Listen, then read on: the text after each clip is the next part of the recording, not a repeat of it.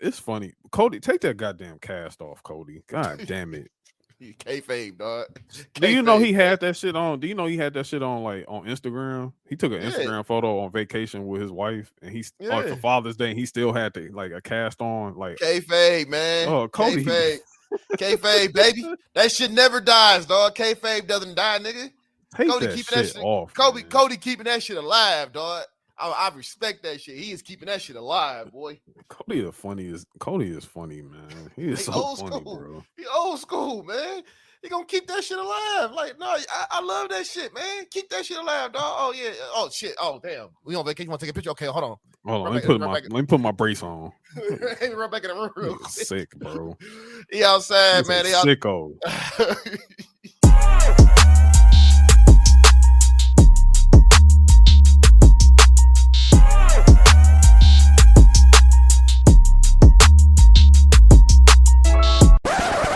Yo, What's the deal?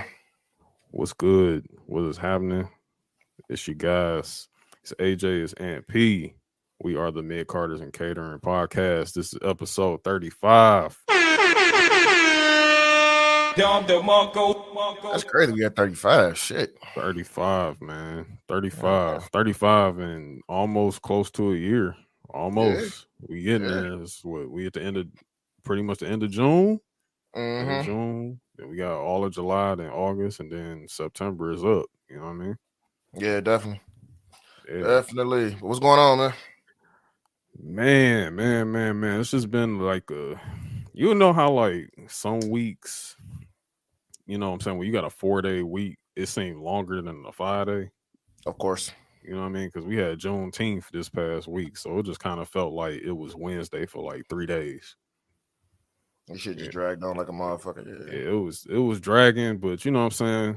Of course, got through it. You know what I'm saying. Like, I'm kind of like a little tired. I mean, I'm not tired right now. Like, I'm just kind of like getting my back because I just rode for 11 miles before we started recording. God So damn, boy. yeah, man. Oh, bro, that's light, bro. Like, I think last weekend I did 16. So yeah, you know what I'm saying. Like, That shit helping in your stamina, endurance, and everything, right? yeah, it's just really good cardio. You know what I'm saying? Like, really, I like cardio more than like weightlifting. You know what I'm Yeah. saying? But I probably am going to start back lifting like maybe next week. You know, I'm probably gonna start back at least incorporating some weightlifting into my workout or whatever. But yeah, you know, it's stamina, it's you know, it's heart health, gut health, all of that. You know what I'm saying? I still got a little stomach I'm trying to get off of me. So, but yeah, man, that's just what I've been. That's why I'm sound a little out of it right now. And you know, playing that Final Fantasy 16, bro. That game You got me know, on the chokehold, man. In a fucking yeah, chokehold, dog. Jesus Christ. yeah, Like man. I love how they improved on the combat system and everything. It basically it's Game of Thrones, Devil May Cry, and Kaiju battles. That's all it is. It's just Bro, all three of straight those up, put together. Yeah, you know what I'm straight saying? up, like for real, like that ass, like Clive story pretty much feels like a Jon Snow in a way. Mm-hmm. You know what I'm saying? Like you got the dog, then you got him. You know what I'm saying? In a way, it's just kind of like, and he's a part of a house. You know what I'm saying? It's kind of like, damn, this is on some Jon Snow, Game of Thrones type shit. Yep. But yeah, I love it though. Like the combat, especially, man. Like it's just, I wouldn't say it's close to 15. I say it's more like it feels like a mix of 15/7 remake. It's better. But it's better. But it's It's so much better. But better. because you got the Devil May Cry element on top of it in a way. Mm-hmm. You know what I'm saying? Like Yeah. I really do enjoy it. Yeah, I fuck with it definitely, man. Because I know when I get off of here, I'm probably gonna end up jumping right back on that shit to play it some more. So Yeah. it's crazy. And I'm probably gonna play it again with the new game plus too. Like I'm. Oh, probably did you hear about the new game plus? No, I would. They said it's a completely different game. Oh, Yeah, they said like there was a lot of changes to it. Like it's still the same story, but it's like gameplay wise, it's like it's so much different. Like stronger, like the enemy stronger as hell, like all new enemies, all type of shit. oh.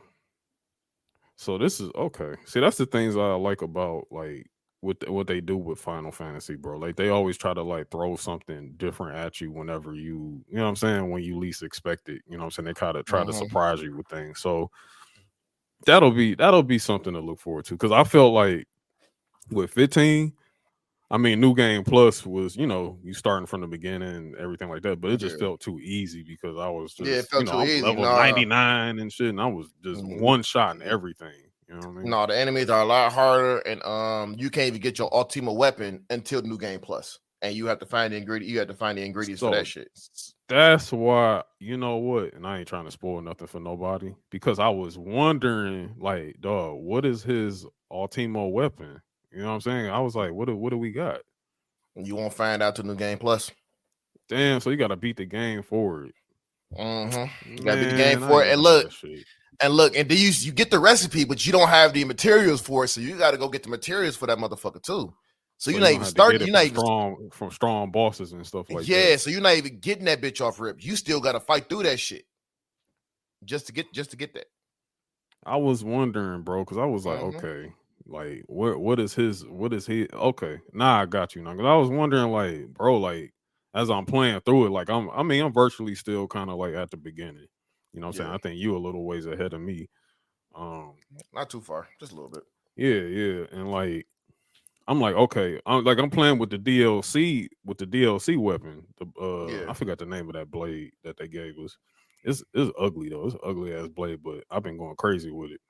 Mm-hmm. But I'm playing with this shit and everything. I'm just like, all right, all these other weapons weak. I ain't ready. I ain't gonna put this one down yet for a 88 damage long sword. Like I ain't about to do that when I got No, the you gonna get close. You gonna get 150. no. You go. No, like you about to get a new weapon in a minute. You about to get a new weapon in a minute. They All definitely gonna right, get you a new weapon. So yeah, just a little bit longer. But yeah, yeah, no, with this shit, dog, like they dropped their nuts on this motherfucker, man. They definitely dropped yeah, their nuts on this game because it's a lot of, you know what I'm saying, like, because I like 15, but when I beat the game, I was underwhelmed. You know what I'm saying? yeah, When I yeah, beat yeah. that shit. But now with 16, it's like they just added so much to it. Like it's so much to it, man. The story is very I like this. I love the story in the game. Yeah, the story's good. Um Combat system is great. They killing chocobos in that bitch. I ain't never think I'll ever see some shit Yeah, like that dog. before. They been slamming them motherfuckers, bro. They be getting chocobos up out of there. Niggas getting their head cut, get a head cut off. Motherfuckers are saying fucking shit and everything, man. Like this is grown man Final Fantasy right now, man. This is Yeah. grown man Final Fantasy. So I fuck with it. It was one thing that slipped my mind. It just slipped my mind when I was talking about Final Fantasy. Oh my gosh, I just had it. Um, but yeah, it is a very very fun game though, man. Like I've been really enjoying it and everything. Like the combat system, the dog. You know what I'm saying? Oh, that's what I was gonna say. The one thing I do like about it's not open world. Like No. that's like 15 was open world. You know what I'm saying? It was all open world and everything like that. But it's kind of like in a way like how 7 remake is real like sandbox, but still like you moving around the world at the same Mm-hmm. time instead of just having to travel and run from one destination to the next. It's just kind of like fast traveling still from one chapter to the next or one section of a chapter to the next. So I'm kind of glad we back in that world again too. You know what I'm saying? Not having to, because the open world thing it can be too much sometimes, dog. Like I mean, that's what it was for me for Red Dead Redemption 2. It was just way too much, man. Like yeah, Red Dead Redemption 2 was big as hell. it was But big as I hell. I, I did love Red Dead Redemption 2. It was just so many mechanics in that motherfucker, all type of shit, man. So, Yeah, but no, other than that, man, yeah, I appreciate an open world game, man, when it's not yeah. too fucking daunting, when it's Hmm. like super daunting or anything like that, where it's just so much shit going on. And yeah, but other than that, man, yeah, if I recommend anybody, man, if you're a Final Fantasy fan, if you like RPGs, like Eastern RPGs, man, go ahead and grab that 16. Yeah, 16 is like a real good one where it don't feel so overwhelming. It doesn't feel like you can pick up and play it. Like I think it's Mhm. probably I wouldn't say the most casual feeling Final Fantasy, right? But it is. You know what I'm saying? Some of the equipment you have on there will make it very fucking casual. Like it'll Yeah, make you just playing through the story and shit. It's very casual.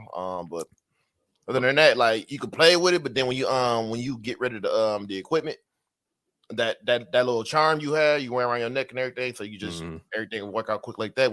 It's a very deep combat system too. So yeah, it's like I gotta get through this.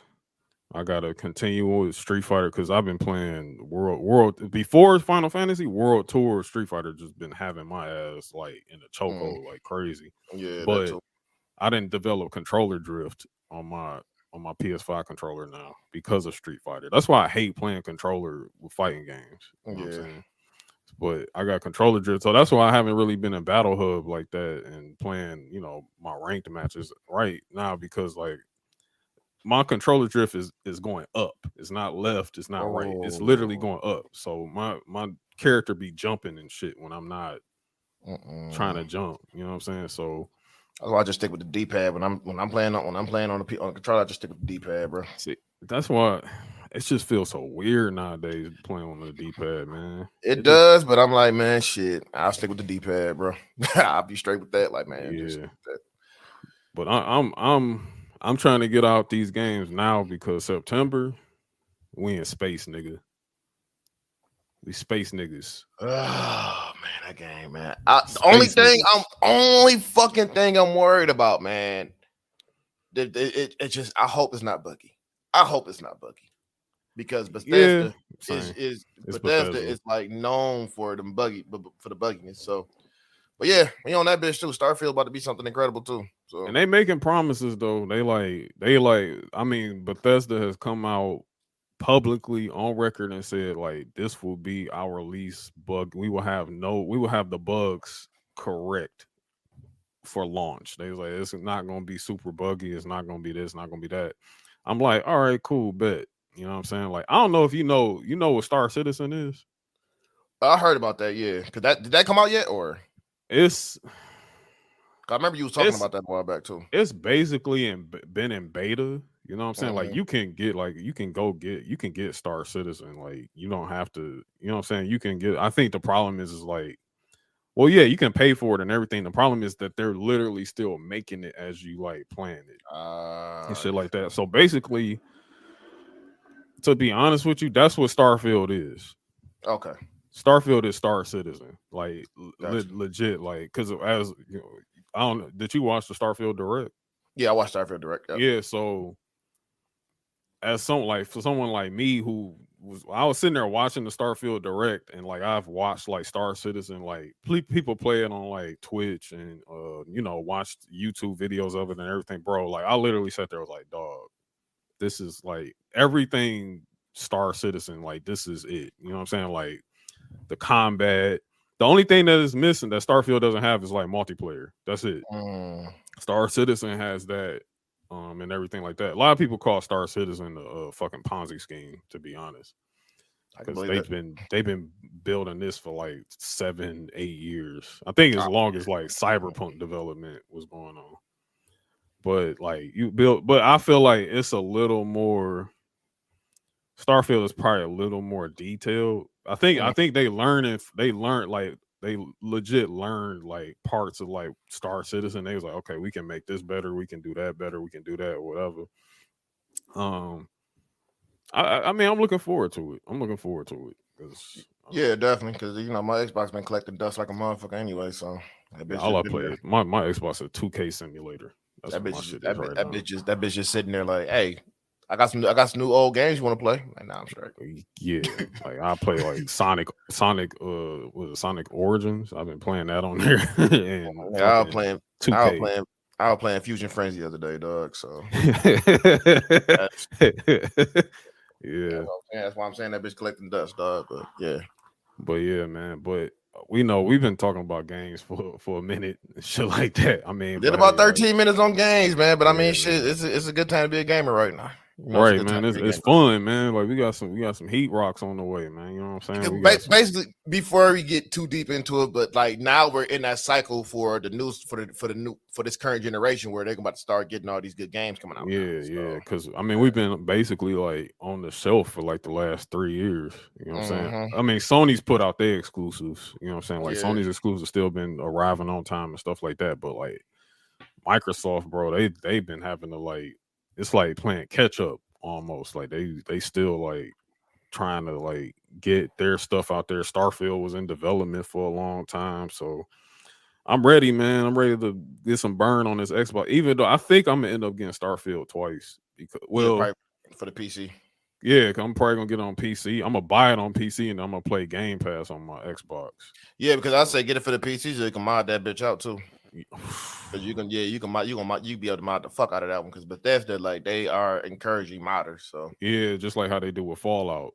You know what I'm Fallout, saying? yep. Like they do those, they do mod packs and everything like that. So yeah, I'm definitely gonna like embrace that with Starfield on PC. But the Xbox, Xbox, we gotta get something going, man. Gotta get something going. I mean, the good thing is that it is gonna be on Game Pass day one, so that's a good trade off there. Yeah, I'm gonna tell you right now, they really fucked the game up with Game Pass. I thinking like Yeah. because nigga, you can get Game Pass on the TV now. So Oh that's wow. that's saying a lot right now. Like Yeah, you get a smart TV, you could put Game Pass on that bitch and play games on there too. So that's wild. they are this is what I'm thinking. Then we can get into the rest of the shit. But Yeah, I'm yeah, thinking sure. they're going to phase out the Xbox system and put everything on Game Pass. Put the ecosystem. There's have a whole ecosystem like On to Game Game Pass. Pass. It's gonna be their Netflix. It's gonna be their Netflix. Maybe so. Maybe Yeah. so. I mean, They're already- I don't see them getting out the console business because I mean they already saying like they're gonna be stretching it past the life cycle, you know, the usual life cycle because again, we was in a pandemic, so we gonna be being put back like 2 years, I think. Probably I think 3. like 2020. I'm thinking 2029, 28, 29 is probably when we get the PlayStation 6 and the Xbox, whatever new Xbox is next. You probably getting like a new. I don't know, man. Nintendo hanging on with the Switch though, man. Yeah, they hanging on, and I'm thinking about getting another one to be honest, because I had traded mine in like a few years, like maybe 2 years ago. I got rid of my Switch because I wasn't doing nothing with it. Like literally, like my Switch was a Pokemon Zelda simulator, bro. Like I didn't play nothing else other than them two. Oh, and Smash Brothers. You know what I'm saying? Like, Yeah. but I do want. I'm thinking about getting. I just don't want to jump on and get one, and then next thing you know, Nintendo like, hey, new console coming. Like fuck. Yeah, but I mean, shit, Super Mario RPG remake. So yeah, and yeah, also I think honestly, I think if Nintendo does another console, it's going to be another Switch. I think they pretty much have found their niche with just staying with the handheld hybrid type console now. I don't think they're gonna go back to making something like a regular plug and play like a PlayStation or Xbox anymore. I don't think they're doing that again. No, they not. They not. It's a done deal on that shit. Yeah. But yeah, man, this game talk on Midcarders and Catering. You know what I'm saying? Like this is what we've been up to lately. You know what I'm saying? Like, yeah, man. Yeah, that and shit. that did me doing the other gaming podcast too. So I just been game the fuck out lately. So yeah, so definitely check out the gaming podcast on the MKU network for sure. Definitely check that out. What's the name of it? It's a collaboration with Takers Gaming. It's a Taker Gaming podcast collaboration, Takers and MKU. So yeah, so we got that. We just interviewed this guy named Niles. Niles, he works with Loaded Gaming. Have you heard of Loaded Gaming? Yeah, no, he works with them. Well, what have they made? No, Loaded Gaming was like they do like management, like Shroud, Ninja. They discovered Dr. Disrespect, all type of shit. So, oh wow, that's huge. Yeah, that's big. And the guy, man, he's from the east side of Detroit, went to Osborne. Oh, get the fuck out of here! I bullshit you not. This motherfucker was over here. Yeah, he was over there playing. He was playing Counter-Strike, and he actually was like, while he was in high school, he was sending people overseas to play Counter-Strike in tournaments and shit like that. Oh shit! Yeah, this is a legend. He's humble. He's like, man, I ain't shit, but this motherfucker is legendary. Very legendary. No, that's cool. That's cool as fuck, bro. Especially like Nobody, I never heard of this dude. Like, I never heard of Yeah, bro. Like he's he so said low key. he from the east side. He went to Osborne. I ain't even. So Yeah, he low key, very low dog. key. Low key as hell. He was like, man, I just started playing started playing Counter-Strike, and then like that's how I really just built up everything. We just all this shit. Like he was over there sending people overseas and shit, everything, dog. Yeah, that's wild. Yeah, like that's I said, he discovered, like I said, they discovered Ninja. They helped get Ninja where he was at. Shroud, all this shit, bro. Dr. Disrespect, everything. Damn. Well, that's what's up for real. That's really dope. Yeah, but yeah, crazy ass episode. Moving forward. I'm sorry, I'm over here color money in real quick. No, you all good. But yeah, I guess we can get into some wrestling shit now, man. You know what I'm saying? Yeah. I guess we got a few newsworthy items, so let's tap into it. I'm afraid I've got some bad news. We are in the news and rumors section of Midcarders and Catering podcast. It is the week of June 25th. I mean, actually 24th. I'm sorry, June 25th. It would be tomorrow as of the recording of this podcast, because for AEW Forbidden Door is taking place tomorrow. Ain't this in Canada? Yeah, it's in Canada. Interesting. It's in Canada. So we got AEW Forbidden Door taking place tomorrow. But first, I mean, there's just, before we even get to that, before we get to talking about this card for Forbidden Door, there has been some things going on over there again.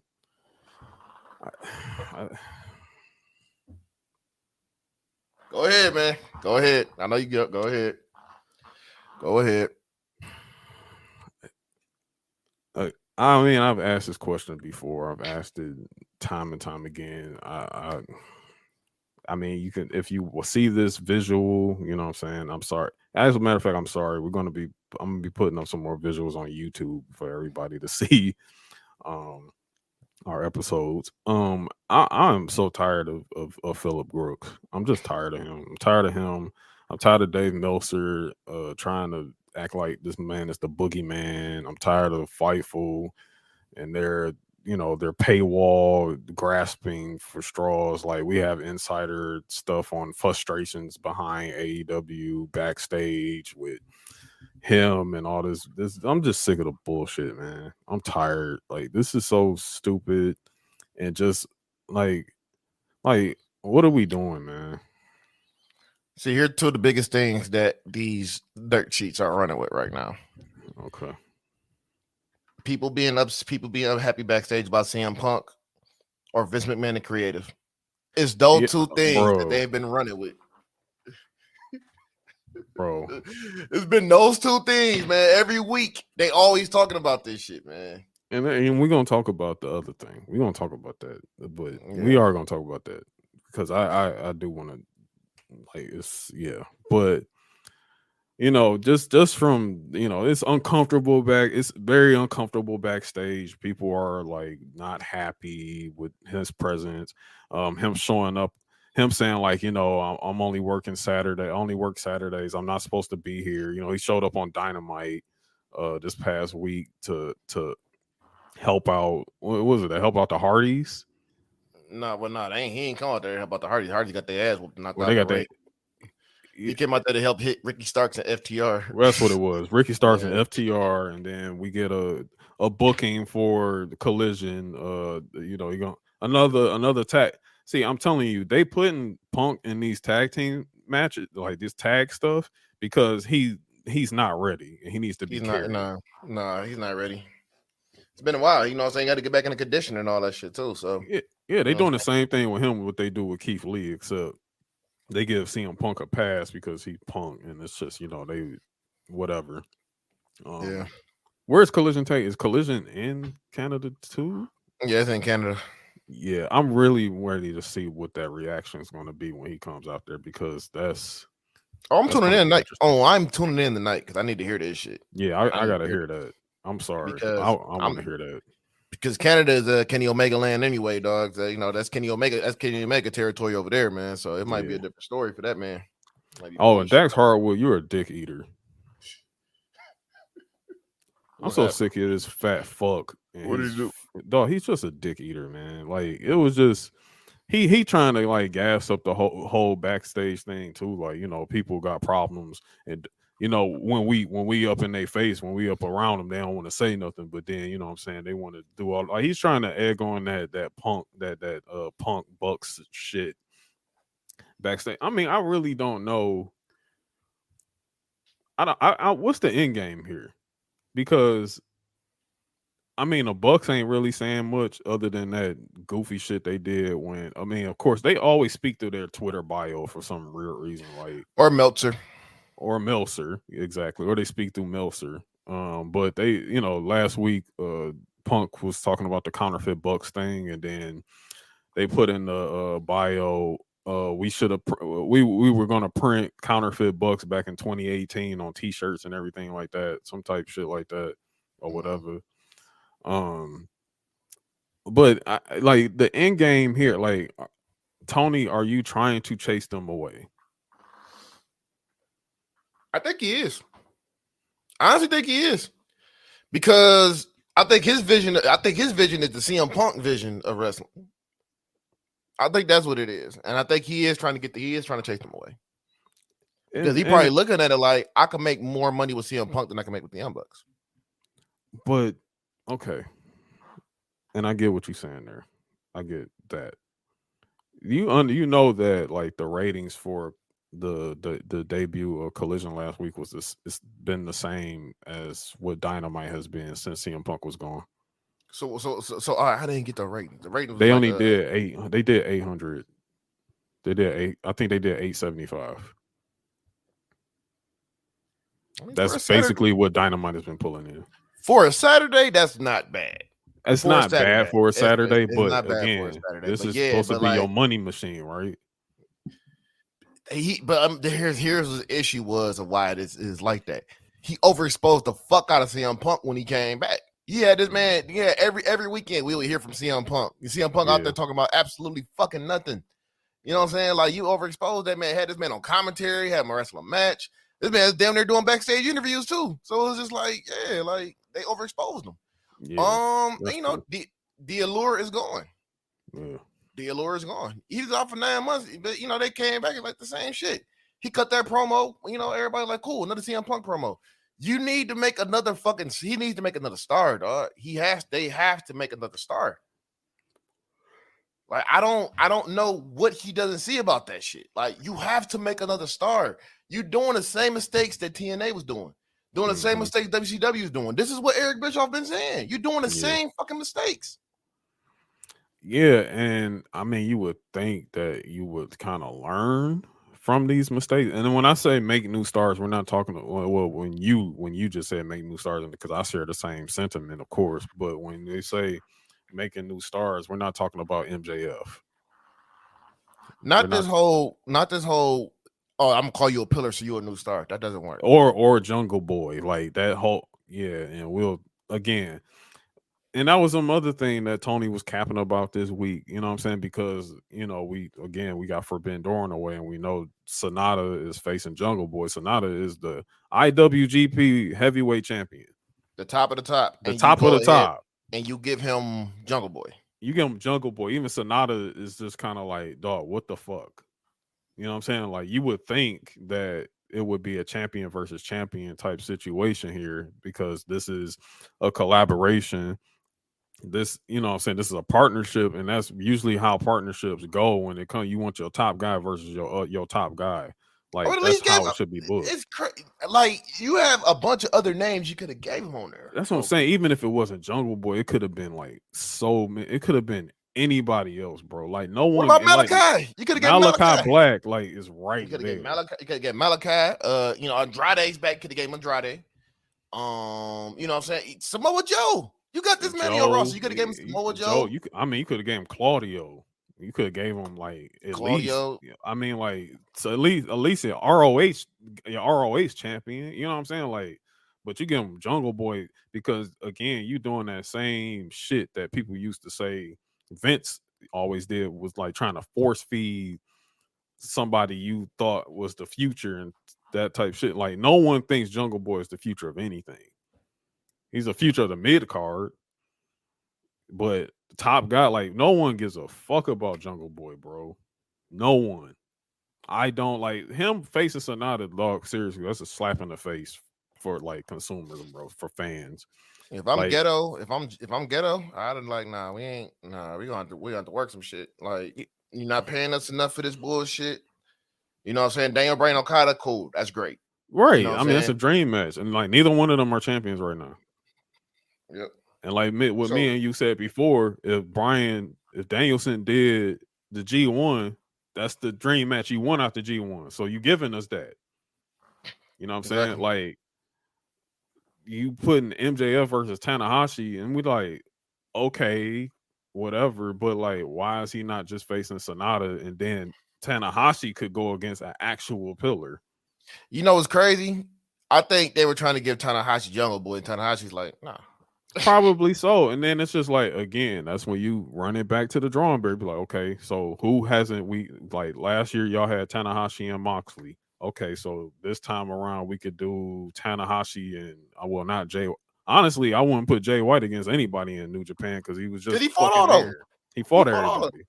Yeah, So hell no. I mean, it's not like because y'all not making MJF any important right now anyway. I mean, not MJ. I'm sorry, Jay White. If anything, I would have put Jay White versus Finley. I would have did that. You know, That'd have been perfect. That would have been perfect. And then that's crazy because Philly's not even on his card. He's not on the card at all. That's interesting. He's not on his card. I mean, I can see them probably maybe trying to do some switcheroo type deal or whatever. I don't know. Some type of surprise thing. I really don't know. But Finley's not even on the card. And I know everybody's tired of Bullet Club shit, but Jay White, what is he doing right now? Bullet Club shit. Yep. But and we're gonna talk about the Forbidden Door card in just in a few. But yeah, it's just really, really strange with this whole CM Punk thing. I'm just really tired of it. I'm really interested to see what this crowd reaction is going to be tonight. You know, we're recording right now before Collision. And what is going to be tomorrow for CM Punk too, because he's also in the cards. We got the Owen Hart tournament running back again. I'm a little worried. I'm a little worried about this tournament. Oh, Punk winning that tournament. That's what I'm saying. That's why I'm worried about it. Punk is winning that tournament, dog. Punk's winning this tournament at the expense of Ricky Starks. Yep. An actual pillar. Someone who should be a pillar of this fucking company. Yep.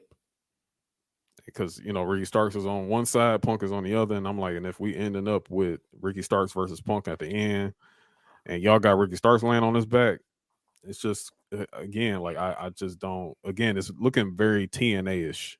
Very TNA-ish, bro. I'm not going to hold you. And Punk is going to win that shit because Owen Hart, that nigga dedicated matches to Bret Hart. Come on now, man. We know. Oh my god, man! Yeah, and that's another dick eating moment by FTR and CM. I don't give a fuck about FTR. And like seriously, like I never want to see them back in WWE ever again. Like please don't come back. I really like because they resigned, right? They did resign. Yeah, they're not coming back. They're middle age. Yeah, please just stay over there. I don't ever want to see Dax Harwood's fat ass back in WWE ever again. Like I don't. Mm-hmm. I cannot stand the ground that man walks on. I do not like that guy at all. It's just really crazy to me. Like y'all. And the thing, Bret Hart don't even say nothing about y'all, bro. Like he just be at home, like at the crib on his farm, just like you know, gathering his chickens and shit like that again. And just like, dog, they said my name again. Like, why are they dedicating matches to me? Leave me alone, please. I don't even know, bro. I don't know, bro. But yeah, but let's move on. But we can actually I'll read off we'll get into the card real quick before I move on to the next piece of business with my other newsworthy item. Yeah. So again, how many matches we 1, 2, 3, 4, 5, 6, 7, 8, 9, 10, 11. Well, pre-show would be 11. What is wrong with just doing 6 to 7 matches for this? Because I'm gonna tell you right now, because they don't have a pay-per-view every month, so that's why they're doing like loading them up like this. You know what I'm saying? But then again, nigga, you just had one last month, so why are you loading it up? Why are you loading up with 11? I don't know. Well, we like okay. So what's after this? Is Wembley after this? Is all in? Yeah. So when Wembley, is all in July or August? I believe it's in August. Let me check. Cause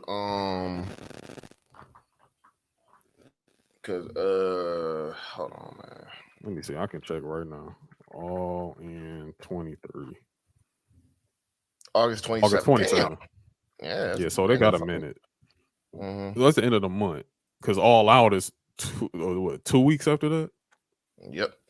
Yeah. So it's All Out is in September. Okay. So I can see why they loaded this up a little bit, but still, bro, it's so many. It's certain matches here where I know that we don't need. Okay, so I can just go on. Okay, so I'm gonna read this off. All right, bet. Mm-hmm. So a pre-show, the women's Owen Hart Cup tournament, their first round is Athena versus Billy Starks. You could have put that on the main card, but okay. Next we got Adam Cole versus Tom Lawler. That should be interesting. Don't know how that was booked. Oh, MJF booked this one for some reason. But yeah. So we got that. 6-man tag team match. Chris Jericho, Sammy Guevara, and Suzuki versus Sting, Darby Allin, and another person to be announced. Well, who you think that could be? Sting, Darby Allin.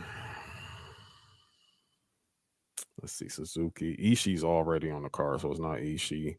Shibata's already on the card. It's not him. Kojima's already here. Man. Oh, gosh. Who could that be? I don't know. Somebody said Goldberg. Oh, my God. You know what? I think I saw that earlier this past week. Somebody was just saying, like, yeah, what if it's Goldberg? I remember that, but this is one of the matches that I feel like just shouldn't be here. Like, yeah, shouldn't even be doing this. It's just to boost Jericho's ego. Yeah, and I'm fuck Jericho. I'm so sick of this shit. And then that's what I'm saying. Ain't Jericho and Guevara like got smoke right now too? No, they ain't not yet. But that's gonna be the next feud is Jericho and Guevara. They're probably gonna say that for All In. So okay. Yeah, but no. If that's Goldberg, that means you got 2 old niggas with Darby Allin. Like, are we doing that? I don't see the thing. The reason why I wouldn't think it's Goldberg, I would think it's somebody from New Japan. That's probably because Jericho and Guevara got Suzuki. Yeah. So Sting, Darby Allin, everybody that comes to mind is already on the card to me, unless I'm missing something. I really don't know. I really don't know, really man. don't know. Like if there's anybody from New Japan, I have no clue. Yeah, I don't know. I really don't know. Yeah, that's gonna be interesting. It's not like it's gonna be Muda and no shit like that. No, it's not Muda. Muda's retired, so it's gonna be Muda. It's not gonna be... Kenta? Nah, Kenta wouldn't. Nah, Kenta said fuck all that. Yeah, he said. Kenta's why CM Punk is facing Kojima. So I don't know why Tony Khan thought that shit was gonna work, man. Like, nah, Kenta was like, "You got me fucked up." Like nah. you're not even paying me enough. So it's like, why the fuck I'm gonna do this shit? I want to wrestle him. He want to wrestle me. Exactly. He said it's the other way around. It's not me wanting to face CM Punk. Kenta is going on record throughout the year saying he doesn't give a fuck about Phil. Yeah, and then he had to lay down for Phil too. Nah. Yeah. Nah. Nope. I'm not doing that. Yeah, it's gonna end up being somebody we least expect. Probably. But if it is Goldberg, that's gonna be hilarious. That's gonna be dog. I'm gonna be howling. Like Goldberg just came through and got a check out of you. All right, cool. Yeah, I mean that's Big Woo Bill. Come over there, snatch up a check real quick or whatever. Mm. But hey, you know that's what you want to do. If anything, that's gonna make Bret Hart mad. He gonna- Bill Goldberg is a piece of shit. I like Bill Goldberg. But Bill Goldberg, this is a good match. But Bill Goldberg is an unsafe piece of garbage. Yeah, and I don't think. And Tony Khan already talking about. Yeah, we had a nice conversation with Goldberg. I'm like, oh, just Yeah, all right. Yeah, all right. Anyway, again, like, okay, so we got a 6-man tag match, and then we got a 10-man tag. So that's why I'm like, what are we doing? Okay, like, and I get why y'all doing this 10-man tag. You got Plumber Moxley, Claudio, Willer Useless, and Kanose Chikesta.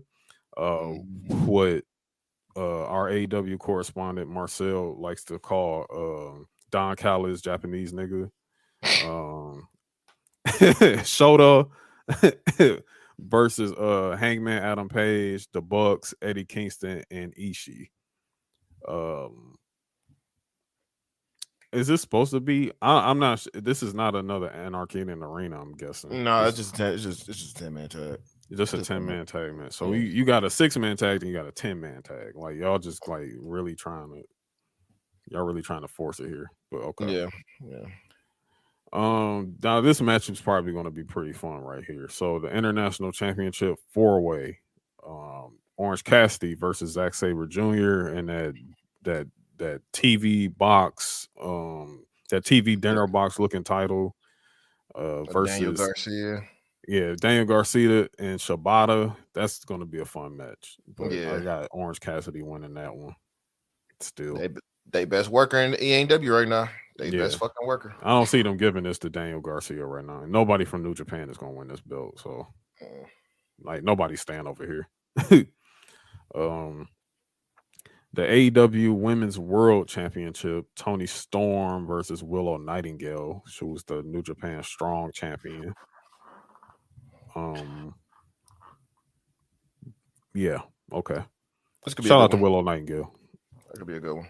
Yeah, it'll be a good one. This is the only women's champion. This is the only women's match on the main card too. By the way, they only have one women's match. I guess they're like, oh shit. I guess Stardom wasn't giving up none of their wrestlers for that shit. They're like, nah. Yeah, no Stardom here, but you know, you get somebody from Strong. Here you go. But you know, whatever. Men's Owen Hart Cup tournament first round. I don't know why you can't just do Owen Hart Cup matches on television, especially since y'all, you know, you got like CM Punk and Kojima should be happening on Collision. Mm-hmm. But I get y'all trying to get pay-per-view buys here, but for real, like this is another match I feel could be eliminated and could just be put on television. Since y'all do the Owen Hart Cup tournament on TV anyway. They just wanted to do this shit to get Punk on the damn card. On the card. Yeah. Mm-hmm. Exactly. The IWGP World Heavyweight Championship. Again, we done talked about this before. Sonata versus Jungle Boy. Sonata's gonna beat the shit out of that boy. Get out of here.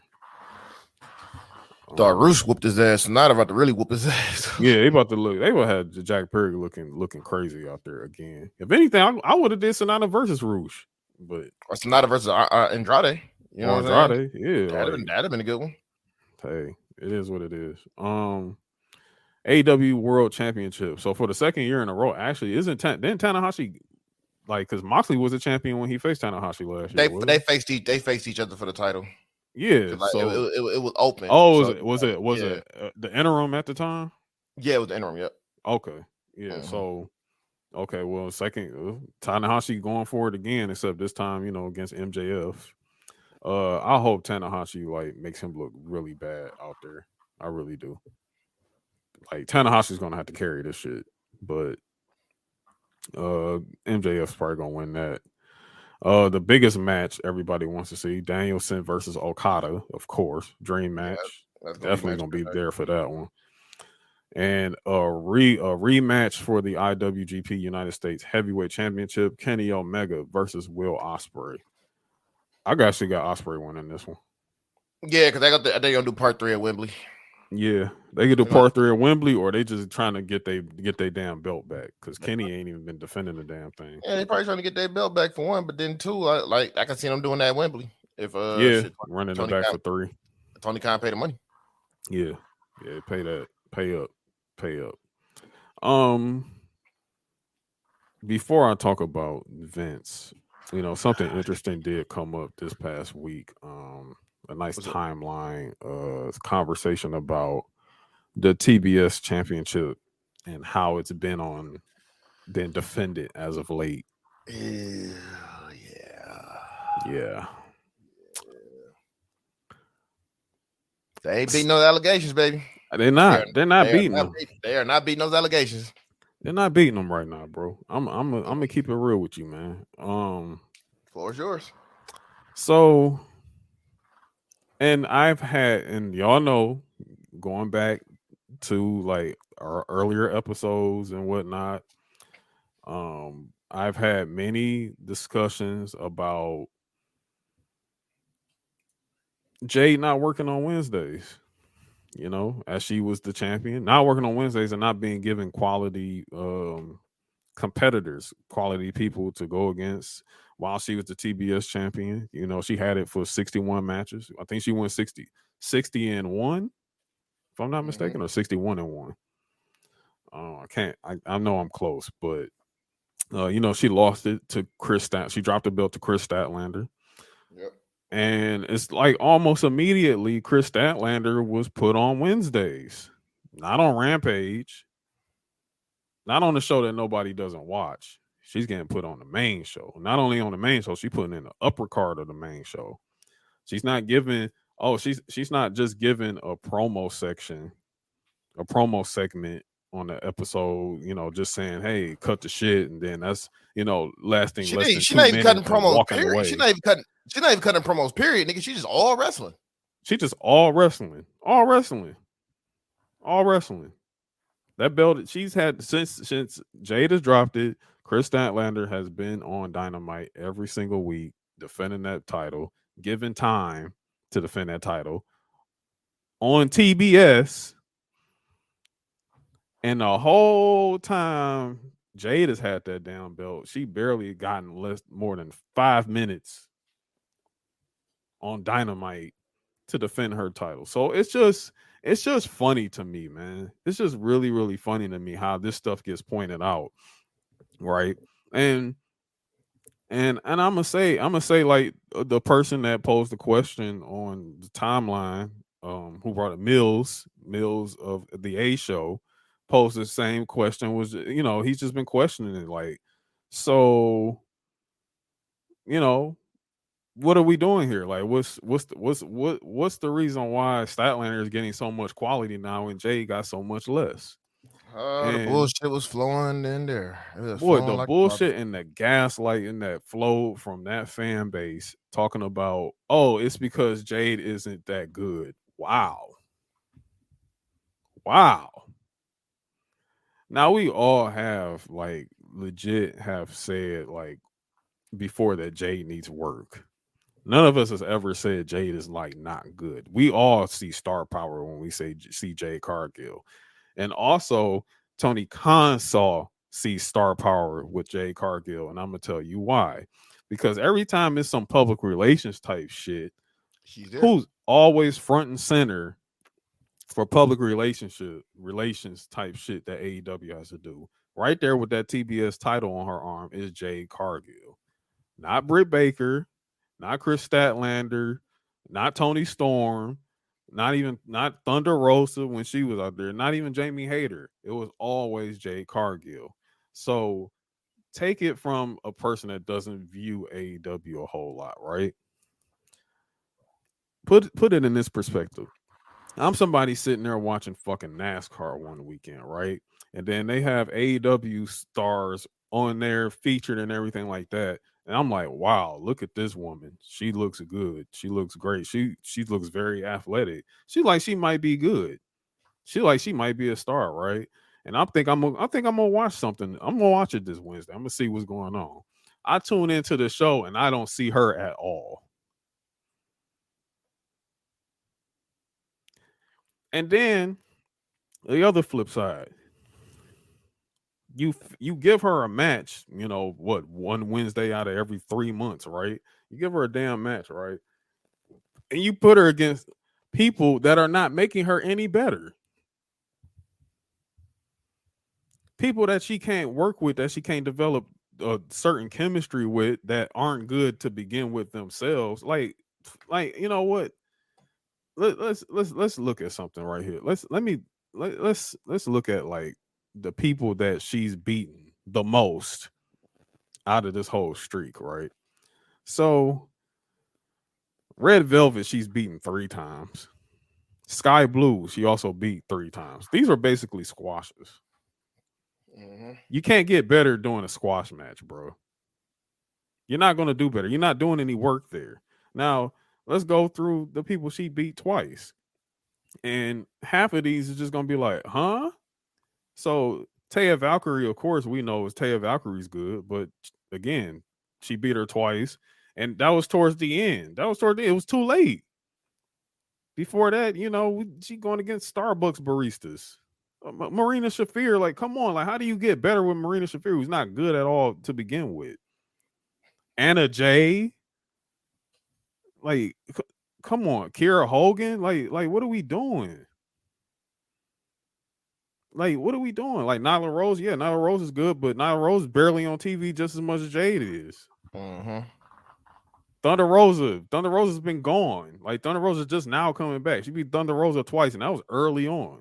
Mm-hmm. Then Willow Nightingale beat her twice, but again, that's over a span of what, like 2-3 months. Like what are we doing? Like these other names, it's like who?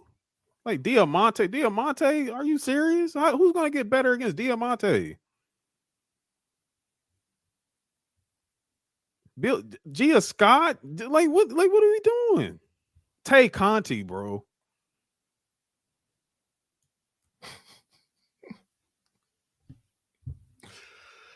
Like this is the shit that y'all tried to gaslight Swole over, bro. Someone who's good, who's great, honestly, in the ring and everything like that. And Swole was just like, yo, we don't get any quality when it comes to like our matches. And then your top ladies, so to speak, they don't even work with Jade. They don't work with like Swole. They don't work with them. They work with each other. So if that tells you right there, it's some cliquish type backstage politics shit going on. Like, what does that say? Shit, the craziest part is I haven't even seen Britt or Jay interact. Period. Like Never seen them interact. So never, not once. I've never seen them in the ring together. I've never seen them do like she hasn't worked with Tony Storm. She ain't worked with Britt. She ain't worked with Jamie Hayter. She hasn't worked with like Ruby Soho. She hasn't worked with none of them. They all just working with each other. I mean, you damn sure ain't gonna see her work with Soraya. I mean, Soraya just came, to be honest with you. She just came about the end of last year, basically, and didn't start wrestling until maybe 3 months after that. You know what I'm saying? Like, it's just I'm sick of it. And like right now, like I understand she's I think she's taking a break right now, if I'm not mistaken. Which rightfully so she should. But what's gonna happen when she come back? Like, what are we gonna do, Tony? Like, prove me wrong. If she comes back and she is back, wrestling like Walmart employees, I'm like, seriously, bro. Seriously, man, it's out of pocket. Like, this is crazy. But all you dumbass fans out there, you drones and all that shit like that, like stop trying to gaslight. For once, hold Tony's feet to the fire. And I know a lot of y'all don't care because honestly, let's keep it real. Some of y'all just fucking racist and shit. Yeah. Y'all don't want to see this shit happen. Yeah. This is weird, man. It's very weird, bro. Very weird. It's all weird. I talked about AEW too much right now. I'm kind of done. Talked about it too much. So I guess, yeah, let's talk about this Vince shit. All right, so break it down for us. You know, I'm tired of again the boogeyman factor of things. I'm getting real tired of things when it comes to like the Vince McMahon thing. However, I do understand as a talent person, like being like frustrated and tired of seeing his old swaddling ass walking around tearing up scripts if that's what's really happening backstage, because you know Vince like seriously he's beyond his days. Like I don't care how much he delivered to us in the past. um you know what I'm saying, no matter if it was good or ugly or anything like that, I just don't need Vince around anymore, like seriously. Like Mhm. Vince and creative needs to just dissipate and go away. However, you dirt sheets that's over here fear mongering and doing all this shit and trying to report every single moment a certain change has happened backstage or whatever, like it's tired, bro. Like why wouldn't you as head of creative take advice from the person who was in charge for I don't know for over 50 fucking years? See, here's my thing about that shit too that I've noticed. So you know, one of the biggest changes that was made on Monday was the Seth Rollins Open Challenge. Okay. Now they're saying Seth Rollins is supposed to be challenged by Ciampa. That would have been a fire ass match. I heard Johnny Gargano too. I was hearing one of those, but what ended up happening was they wanted to boost up Finn more to build him up more for their match at Money in the Bank, which sense. was the right call. Correct. A lot of people, I'm gonna go ahead and say it. Andy Murray from What Culture, he said it was the right call, but guess what? He didn't want to give Vince that credit. He didn't want to give Vince that. He didn't even mention Vince's name in that shit. He didn't. Then when it came out with Tommaso Ciampa, yeah, Vince changed the story. So like now you mentioning Vince because it doesn't fit your narrative now. Just be fucking for real, man. If you're gonna give a person credit, give them credit. That was the right fucking move. It was the right move. And then on top of that, on top of that, like you still made the right move with Ciampa on Monday too, which we talk about, like having him come out to be and squash the Miz and squash Miz, or just beat the Miz, because he ain't really squash him, but beat Miz. Like, you know what I'm saying? Like that was the right move to do. But again, continue. I ain't mean to cut you off. No, you good. You good. No, man, just if you made the right, you always giving people credit for doing the right thing. You get Tony Khan credit for all this other shit. Give Vince the fucking credit, even though you know, like I said, everybody's getting tired of Vince. That was the right fucking move he made right there. That was the right move. Just say like, yeah, it was a change in the script by Vince McMahon. Give him that credit. You know what I'm saying? We all know he's still back there. He has his hands in this shit somewhere. You know what I'm saying? Yeah, somewhere. But the thing is, most of this shit haven't been bad.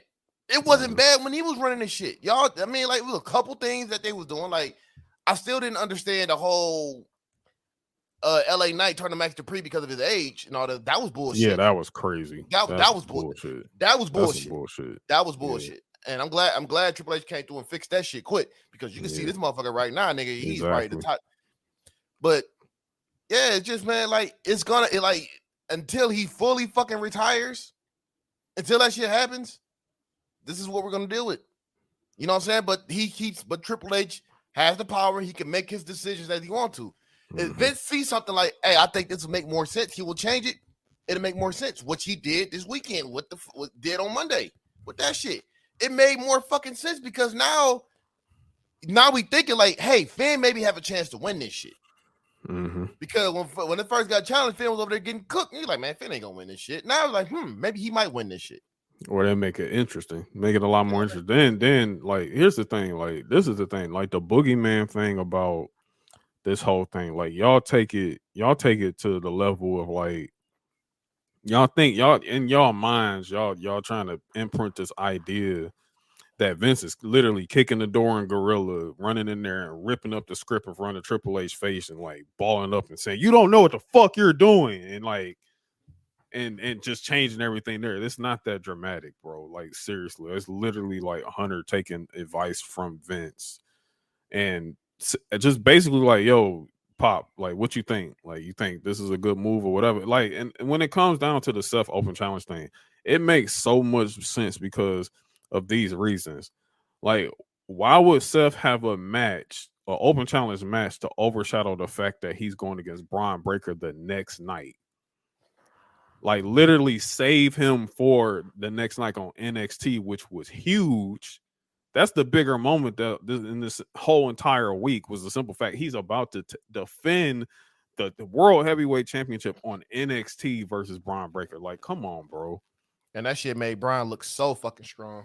Exactly. So it's just like, what are you like? Y'all not thinking, bro. Like, you're not thinking. Like, use your brains. Like, while I do have issues with like my issues when it comes to Vince, is just how the talent feels. Yeah, it's how talent feels. If talent's feeling uncomfortable with this very shit, valid. It's very valid. Very valid. Like, Yeah. I understand. It's like, dog, yeah, get your old ass on somewhere. Like, go home. You know what I'm saying? But if this man has some advice, because like let's be real about Triple H too. He's just match. He story builds, but it's just straight match. Yeah. Like sometimes you got to throw a story in there. Like, hey, yeah, let's not have this match. Let's have Finn beat his ass. yeah, this is that Finn whoop his ass, and it was, and it got the reactions that we wanted, right? Because Finn fucked him up. He beat the shit out of him. He been, and you know what I'm saying, we're gonna talk about that some more too. You know what I'm saying? Like, this whole boogeyman like, I'm so tired of y'all every single week, bro. Like, all y'all reporting it this, like, and like I said, I'm gonna say some names, bro. No DQ, fucking, Fightful, Wrestling Observer. Like, y'all be like really like pushing. Like, I don't have no smoke with no DQ. I think y'all are great. You know what I'm saying? Like, but y'all be really pushing this like fear mongering and shit, bro. And it's like not that deep, bro. For Clicks. real. It's too much. It's too much clickbaity shit, man. Like, relax, bro. All clicks. They want all clicks. That's all it is. Even with what culture, all clicks. Man, what culture? What culture been anti WWE for like that's literally been their gimmick for like the last fucking, I don't know, since 2014. To be honest with you. Marky Like, Marky they've been the culture. anti Roman Reigns machine since forever, bro. Like, it's crazy. Marky D called him twat culture.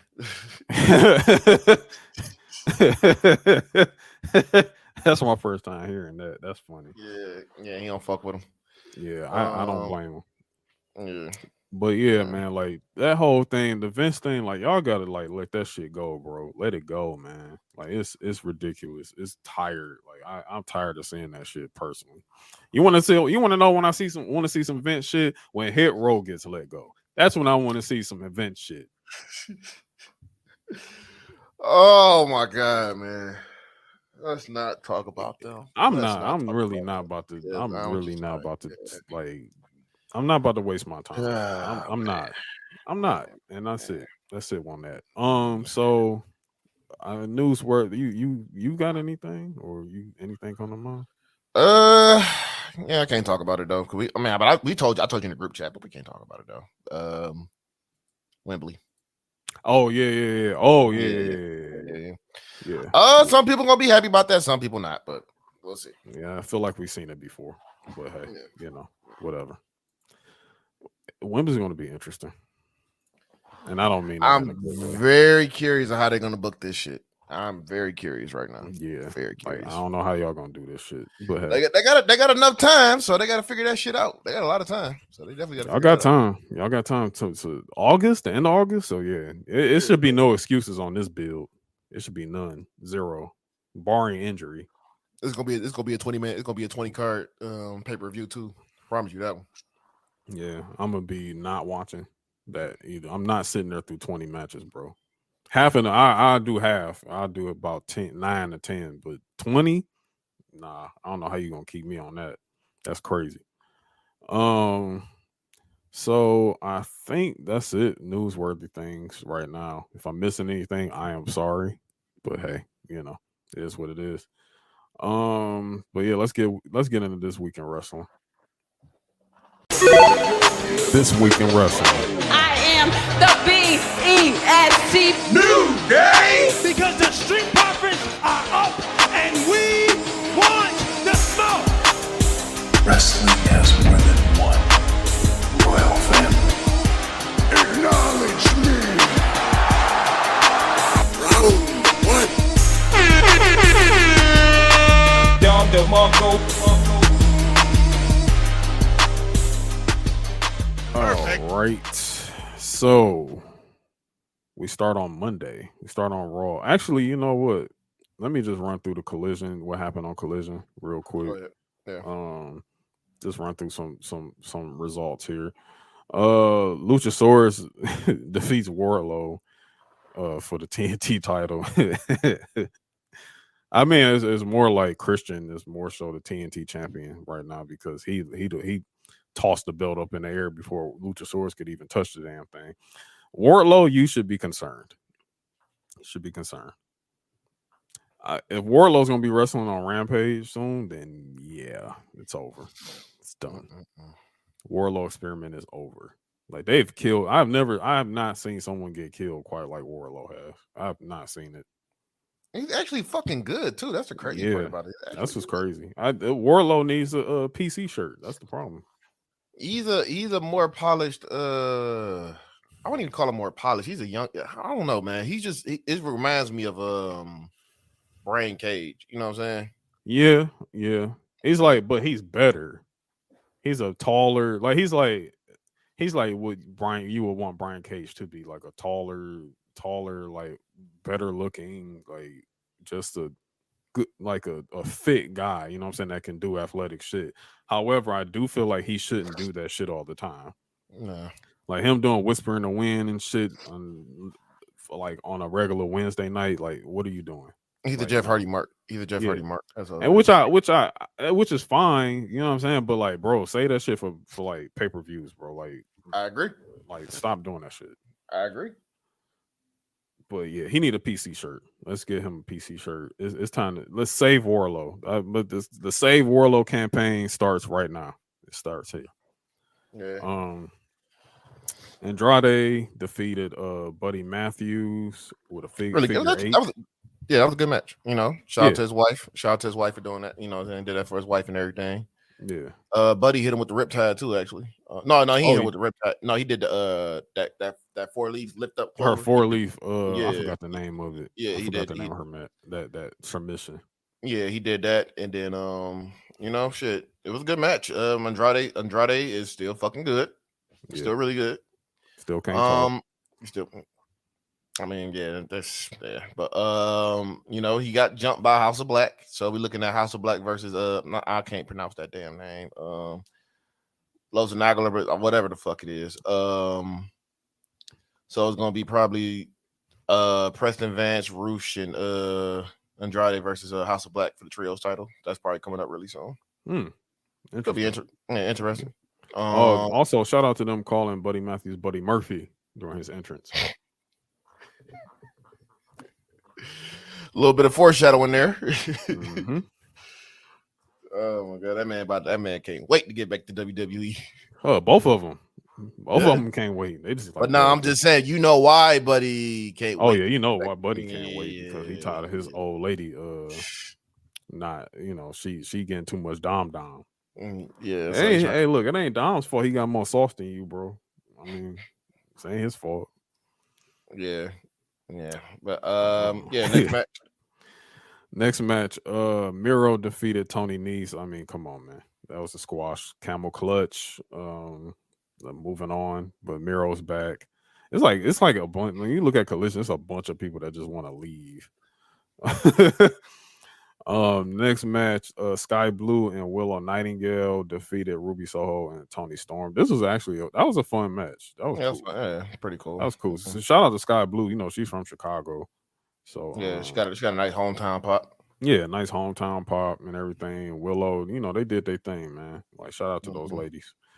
And then our main event, CM Punk and Fuck the Revival defeated Bullet Club Gold with Samoa Joe. I will shout out to that moment where Joe and Punk got in the ring. I mean, Punk really he really wasn't in the ring like that much during this match. You know what I'm saying? Like I think all like this, but you know, this match was on like a half hour. Like they gave him a whole half hour. Punk was probably in the ring all of 5 minutes, but you know what I'm saying. But it is what it is. Jay White is just another guy. So yeah, I don't know. But Joe and Punk had a moment. Yeah. So that was cool. But yeah, they defeated them. And that was that. That was it on Collision. So looking forward to seeing what happens on Collision because this is the go home Collision for Forbidden Door. So looking forward to seeing what's going on there. Yeah. So let's fast forward to Raw real quick. So we already said Tommaso Ciampa returned back to WWE from injury. He was a surprise opponent for the Miz, who came out, yelling on the mic like, "Yo, I ain't getting no respect. I'm tired of this, tired of losing." Miz is not a hunter guy. Like, he's not. Clearly, he's not, bro. But shout out to Miz for being a professional, though. He just collecting that check. He's like, all right, cool. Checks. Like I think he knows at this point he's not going to be a champion again. Yeah, he probably don't care. Like he's their ambassador anyway, man. He's just gonna pop up for certain shit and everything, so he's good. But what I have noticed is they gave Ciampa his old thing back. Yeah. Ciampa got the old thing back, the old NXT thing back. There was there's been some more hints at a possible DIY reunion soon. I'm also hearing the Wave may come back as a whole all together. Like I'm thinking like they may just come do the whole way. With Theory? And I'm about to say not with Theory. No, not with Theory. Except this time, they're gonna have Ciampa instead of Theory. Yeah, and also too, what I've been hearing is SummerSlam, DIY versus Owens and Zayn. Oh yeah. That's yeah. Light up the spoon. Light up the spoon. That's gonna be nothing but drama and cinema right there, man. Yeah, that's gonna be real cinema. It's like there's a big build you can do to that shit. They both of the teams are best friends. They done fought each other so many goddamn times and shit. They did this despicable shit. Yeah, and it's going back to like indie days right here. Like this is PWG shit right here. So give me that. Yeah, give me that match, man. Give me that. Boy. Light up the spoon. Light the spoon. Yeah. Hell yeah, nigga. That's gonna be crazy. That's gonna be crazy. Yeah. But Gargano didn't come back because I know before we were thinking Gargano was gonna be returning back and they were in Cleveland too. So, but I guess maybe they got Gargano tucked in for another week. Maybe he may come back this following Raw because the reason why Gargano keep coming up because they gave him a video package the week before. Yeah. So I don't know what's going on there. Next match, Kaden Carter and Katana Chance, they defeated Chelsea Green and Sonya Deville. Yo, Chelsea Green, that whole TikTok Karen thing, they got something there. And she's not bad in the ring either. So yeah, they have something there. Like they need to keep that going. That's dope. I like that shit. That shit's funny as hell. They need to keep running that. But yeah, this was a decent match. Kaden Carter and Katana defeated them. I don't know what they plan is with Chelsea Green though. Like I don't know, they may turn her face with this shit. Who knows? At some point. Nah, I can't see her face, man. I gotta see that strictly heel, man. I personally think it should stay heel because that's heelish shit that she's doing. You know what I'm saying? I think they're waiting for Cardona to come back and then yeah, maybe do something with that there. Yeah. In this year they did another squash on Shelton Benjamin and Cedric Alexander. I know that was fucked. That was fucked. That was on Juneteenth too, man. That was fucked up. On Juneteenth, like that was mad racist. That was fucked up. That was racist. That was super fucked up. Yeah, that's crazy. Like I don't know. In this year, it looked like they just unsafe. They look mad unsafe, bro. They look like they gonna hurt someone. They are the new Authors of Pain. Yeah, except older. Yeah, I miss Authors of Pain too. They was over there fucking niggas up. Yeah, they was actually doing some hard matches though. That shit was fire. Yeah, when they was in NXT, wasn't they Seth bodyguards for a second? Yeah. Seth had them on. Yeah, Seth had them on. They beat the shit out of Kevin Owens and shit. Yeah. And this year, like, it's just, oof. Yeah, they rough, but yeah, they defeated them. Matt Riddle defeated Ludwig Kaiser. Then got his ass whooped. And then got his ass toe up again. Put some fucking clothes on, dog. Please. Like this shit just getting worse by the week. Come on, Please Riddle. put some clothes on. Yeah, man. Like, I'm so tired of Riddle just out there wrestling naked. Like this shit is crazy. He wrestling like he playing beach volleyball and shit, man. He break his foot. He gonna start wearing shoes again. Look what happened in the mirror when he broke his foot. You know what I'm saying? He started putting on the wrestling boots. Yeah, gonna have to put on some boots or like at least like put on some tape, like how Solo does. Yeah. Like, put some tape on or something. But Viking Raiders actually got a win this week. They defeated the Alpha Academy. But Maxine got her a nice little body slam spot on Valhalla. Yeah, that was funny. Yeah, that was pretty funny. Next match, Bronson Reed. He defeated Shinsuke Nakamura. You're forgetting something. I feel like I am. Logan Paul. Logan Paul comes back. Correct. Logan Paul come back. And I mean, he did the very thing that we said he was going to do, and that was insert himself in the Money in the Bank. The Money in the Bank. So Logan Paul's a part of that match now, and then that brought out a whole bunch of guys. Hey, LA Knight cooked the shit out of him too, man. Like the only person he ain't cooked was Nakamura. He cooked everybody in that ring, bro. He just, hey, look, man, and the crowd was, but man, the pop he got when he came out there, like, bro, like. They're gonna turn that man. They're gonna turn that man face. They're gonna be forced to. They're gonna have to. They're gonna have to. Like that shit crazy. Like what LA Knight is doing. I mean, like his music hits, man, and people just jump into it. The crowd is already screaming LA Knight with him, screaming, yeah, all that. And then like what he came out, he had a piece of paper. Yeah. He had a piece of paper, dog. He fried. Bro, he fried Ricochet. He just lit their asses up, bro. He lit everybody up, man. Like LA Knight is him. He's him. But yeah, that happened, and then we had a nice little out the ring flip on to everybody by Logan Paul. This motherfucker had a bottle of Prime in his pocket. A bottle of Prime in his pocket while he did it. Hey, marketing. Man. I think somebody tried to compare him to something, man. I'm like, man, shut the fuck up. I forgot who it was, man, because they was hating on Logan Paul. I'm like, bro, another celebrity. Yeah, it was another celebrity or some shit. They was trying to hate on him. I'm like, man, shut the fuck Don't up. say David Arquette. No, no. They wasn't that disrespectful. They wasn't that disrespectful. But no, they were trying to compare him to somebody, man. But I'm like, nah, shut the fuck up, man. Like this man just knows. That man knows what he's doing. He knows what he's doing. Logan Paul is good, man. Yeah, I don't know why people don't. Logan Paul loses every time. I don't know why y'all tripping so much. Like, has Logan Paul only beat The Miz, right? Only beat The Miz. I think they beat Rey Mysterio and Dominic too. That was it. That was it. Like, and that was a tag match, so I'm not really even counting that like that. Like but like his one-on-one match, he only beat The Miz. That was what, SummerSlam last year when he beat him. Mm-hmm.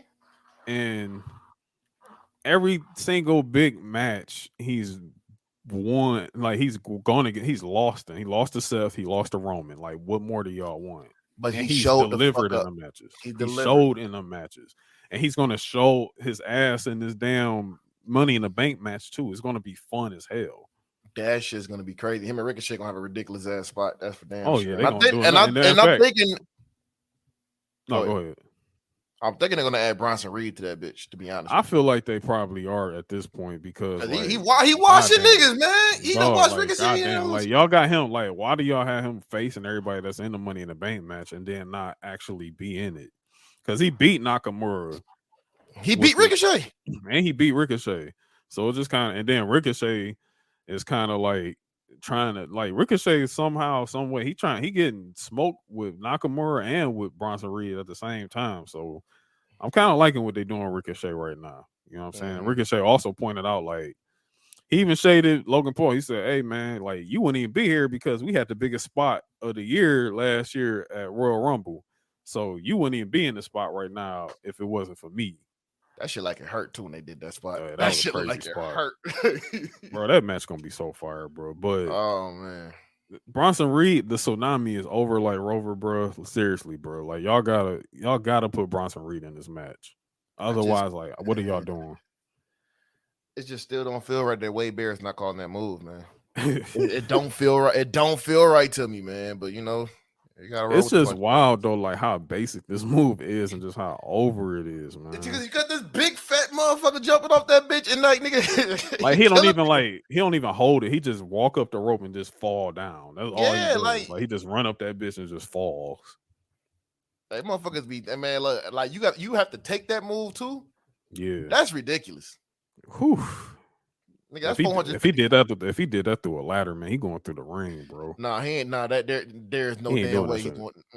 Nah. He gonna have to do it outside. He gonna have to do it like on through the announce table or something. Yeah, it's gonna have to be an announce table move or some shit, man. Cause he's not doing that bitch in the ring. That ring gonna implode, nigga, like how Brock with the Big Show did. But yo, they'll just be like, yeah, the night they'll have to end Money in the Bank with that shit. Like the whole PLE is over if he did that. And then just had the suitcase fall down like they did X Division back in TNA. Like whoever pick it up wins the contract.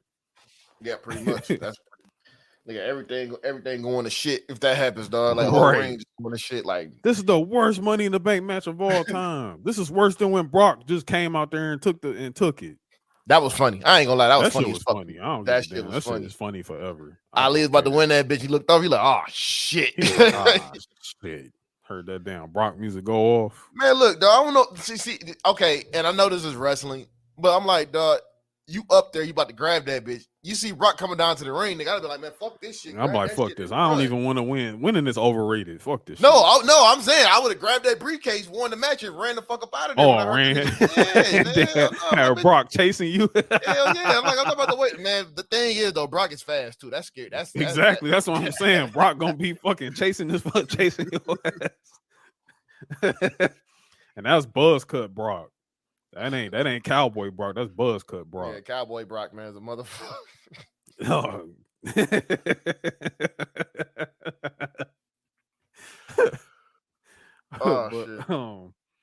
Speaking of over people, Cody Rhodes. It's funny. Cody, take that goddamn cast off, Cody. God damn it. Kayfabe, dog. Do you know he had that shit on? Do you know he had that shit on like on Instagram? He took an Instagram photo on vacation with his wife, and he's like for Father's Day, and he still had like a cast on. Like kayfabe, man. Oh, Cody. Kayfabe, baby. That shit never dies, dog. Kayfabe doesn't die, nigga. Take Cody that keeping shit off. Cody keeping that shit alive, dog. I respect that shit. He is keeping that shit alive, boy. Cody is funny, man. He is so funny, bro. He old school, man. He gonna keep that shit alive. Like, no, I love that shit, man. Keep that shit alive, dog. Oh yeah. Oh shit. Oh damn. We on vacation. You want to take a picture? Okay, hold on. Let me put my brace on. Run back in the room. Sick, bro. He outside, He's man. He sicko. But they had. Wait, we going out to eat. Hold on, let me get my. Let me get my brace. He probably got a brace in his glove compartment. Probably got one in the glove compartment. Like, yeah, let me get my brace. Make sure nobody sees me at the restaurant. Bruh, probably going in the fucking Starbucks with a brace on and shit. Yeah. You know what? I think they took a big group photo when he had it on, bro. Like they went out to dinner and he had one on. Like I'm talking about, like with the factory, like with. Like Ricky and all them was like with him and shit like that. And he still had it on. Kayfabe, baby. That shit ain't nigga. That shit ain't dead in our world, nigga. We keep that shit alive, dog. That shit is wild, dog. Cody is a wild dude. That's Dusty's son for sure, bro. That's 100% Dusty's son. He probably can't catch him hanging out with no heels or nothing like that, dog. Right? Nope. He like, no, you can't. Nope, I ain't hanging with nobody. Nope, I ain't. Like him and Roman probably then went to Starbucks together and shit like that. And he just like he probably had his hood on, and everything like that. He probably wore the Dash and Cody Rhodes mask while he was out with this nigga or some shit. Oh my god. But yeah, so Cody came up about 3 times. Like he had an interview on the stage. He was just like, yeah, I'm here tonight. You know what I'm saying? Like it's gonna be good. I'm gonna go find a partner because Dom and them said, Judgment Day, they want me to find, partners to mix up with this tag for this tag match. It also seems like Finn and Priest, we got something going there. Something's coming. It's a little smoke there. There's some smoke there. So, but they were going against the Dom, Finn, and Priest. in a 6-man tag. So Cody had to find partners, and it was obvious it was going to be KO and Sammy. And KO needs to go to therapy. He needs to go to therapy. He needs anger management. Like, he's been tripping. I like this KO character. I feel like this is where they're going to lead to. They're going to lead to KO going to therapy, like going to group therapy. They're going kind of like a team hell no type thing. Bring back Dr. Shelby. They have to bring back Dr. Shelby, dog. Dr. Shelby has to be there for this shit. Dr. Shelby was fucking hilarious. Because they did that with Sasha and Bailey too. So I think they're going to end up bringing Dr. Shelby back. Yeah, it's obvious they would do that again. They'll do that for KO and Sammy. They're going to do some team hell no shit with them. Like, the same shit. Oh my god! But hey, it was a good match. It was a very fun match. Like, this match was fun as hell. Like, and it ends with Cody, KO, and Sammy standing tall at the end.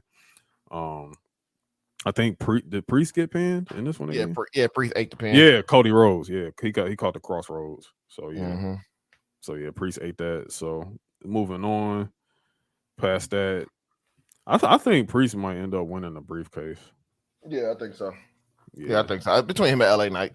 Yeah, between him or LA Knight. I don't see nobody. I mean, if Logan Paul did win it, I think Logan Paul would go after a mid-card title. Like, he would go after.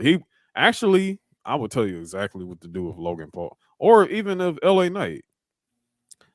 Go pin Austin Theory. Get that shit off of him. Cast that bitch in on Austin Theory. That's it. Theory can't need a reboot right now. Yeah, Theory wasn't even on SmackDown this week. I think Cena did a lot of damage to that kid, man. Yeah, he killed him. Cena did a lot of damage to that kid, so he gonna need a reboot on that man or something.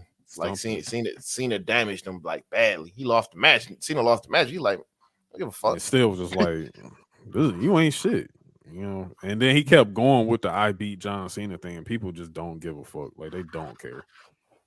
But I don't know. But let's move on to NXT. NXT was fun. Yeah, it was a lot fun. of fun. It was fun. I think we getting a triple threat with Ali, Ali, Tyler Wesley Bate, and Tyler Bate. And Wesley. Yeah.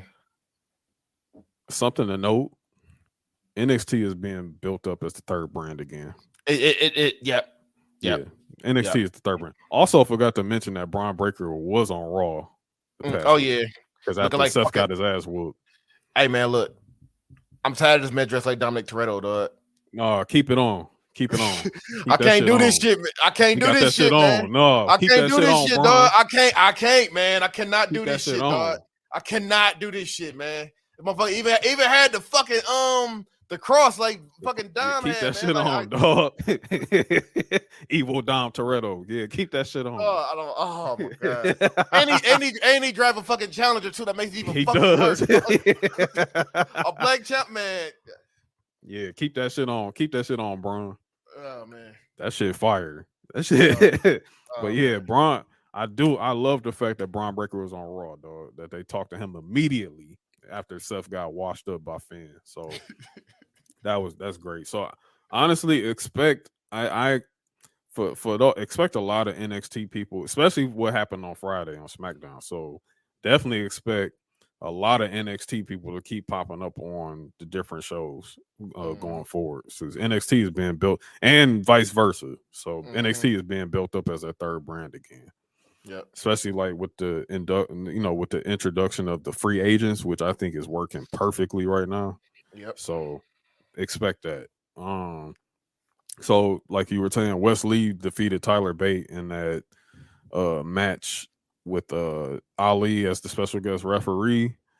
Ali turned that face and heel more than Big Show did, dog. Yeah, man. He just kept flipping back and forth, dog. Like kept flipping back and forth and interfering in the match. But I like Wesley and Tyler's reactions to everything. They just like, bro, what the fuck? Like, nah, bro, he on some bullshit. He on some bull. Like both of them, like, nah, you on bullshit, man. Fucking Wesley, like, man, I'm about to end this shit. Yeah, like, so Tyler, bait the fuck out of here. Dog. Yeah, that cardiac kick was crazy. What he did on Tyler Bate, man, because he was like kind of like crossed up with Ali at the time. Ali just moved at the right time. And Wesley hit that kick on him, so that was clean. That was real clean. Shout out to Idris Enofe and Malik Blade for winning the. I like that team, dog. Yeah, I like that team, man. I like that team, dude. And I'm so glad he got rid of that sweater bullshit. Like, He just wrestling now. yeah, man, that shit was crazy. That shit looked wild. Man. Oh, But man. yeah, But shout nah, out to them winning. Yeah, shout out to them. I'm proud of them, man. They definitely that was a fun little match too, though. That was a fun. Yeah, little it match. was. And then look, Hank, they finally found something for Hank Walker. It's They working. did. It's working. Yeah. It's working. Him and Tank are fire, bro. Yeah, him and Tank are fire together. It's working for him. I love it. It's kind of like a better version of Heavy Machinery, almost. It's kind of like better, but they not like fucking dumb like how Otis was acting in that shit. You know what I'm saying? Like, but they just some straight up like some straight blue collar working ass motherfuckers that just be whooping ass. Like that shit is cool. I fuck with it. And then Briggs and Jensen, you know, of course they did their thing. Hey man, Briggs, that clothesline outside the ring, we throw you on the ropes and clothesline the shit out of you. Yeah, man, that shit is wild. That shit's wild. Jesus Christ. But yes. Yeah, they either Nofa and Blade, they win that, so they gonna face Gallus next week on Gold Rush Part 2 for the NXT Tag Team Championship. Hey, what the fuck was going on with Joe Coffey's hair, bro? I don't know, man. Joe Coffey be on some other shit, man. That motherfucker be dressed like a Watch Dogs NPC, man. Yo, he do.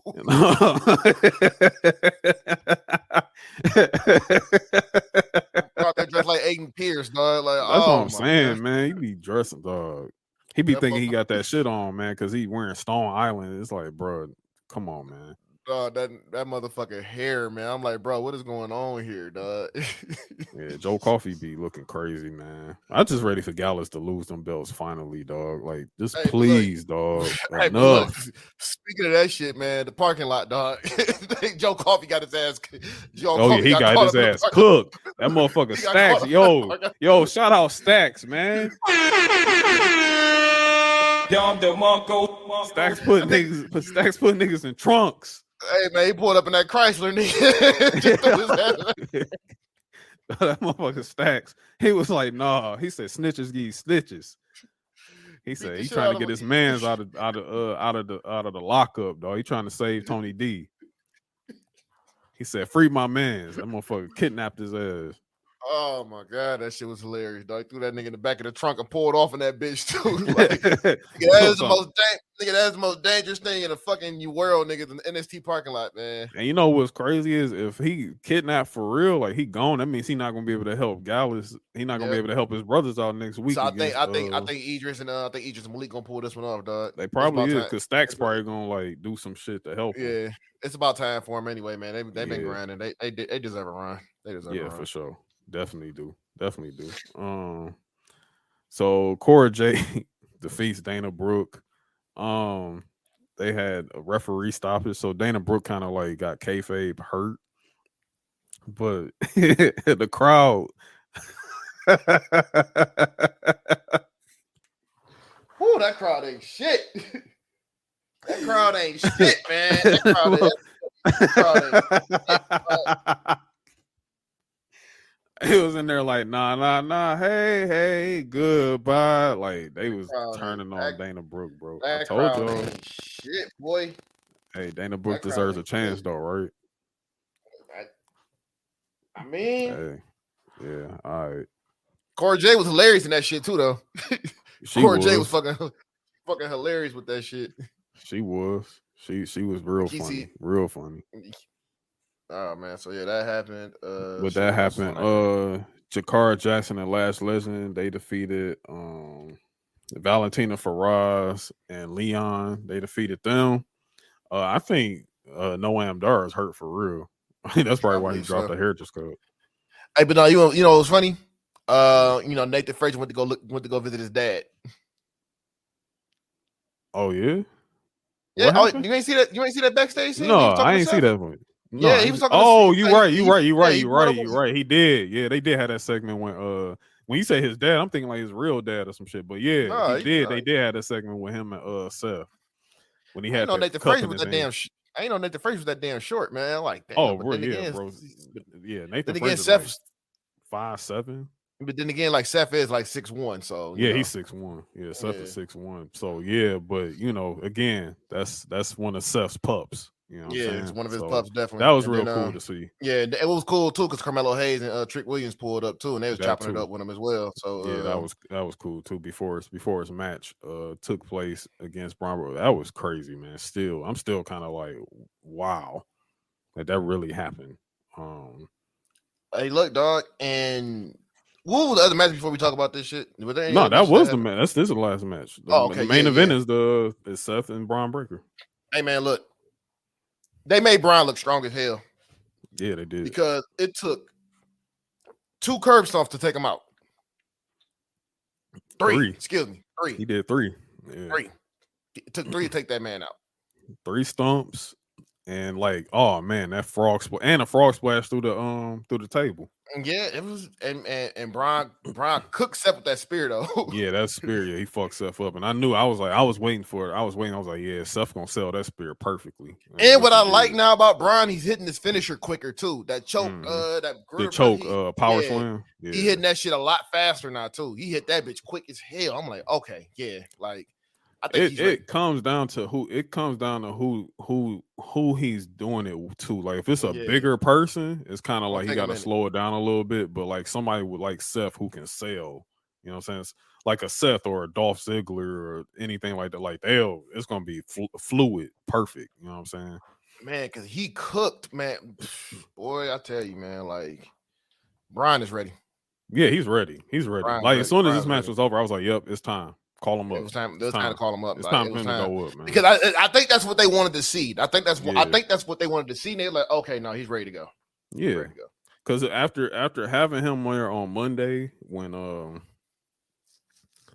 having him there on Monday, and he talked and everything like that, I was like, oh, he looked good on Raw.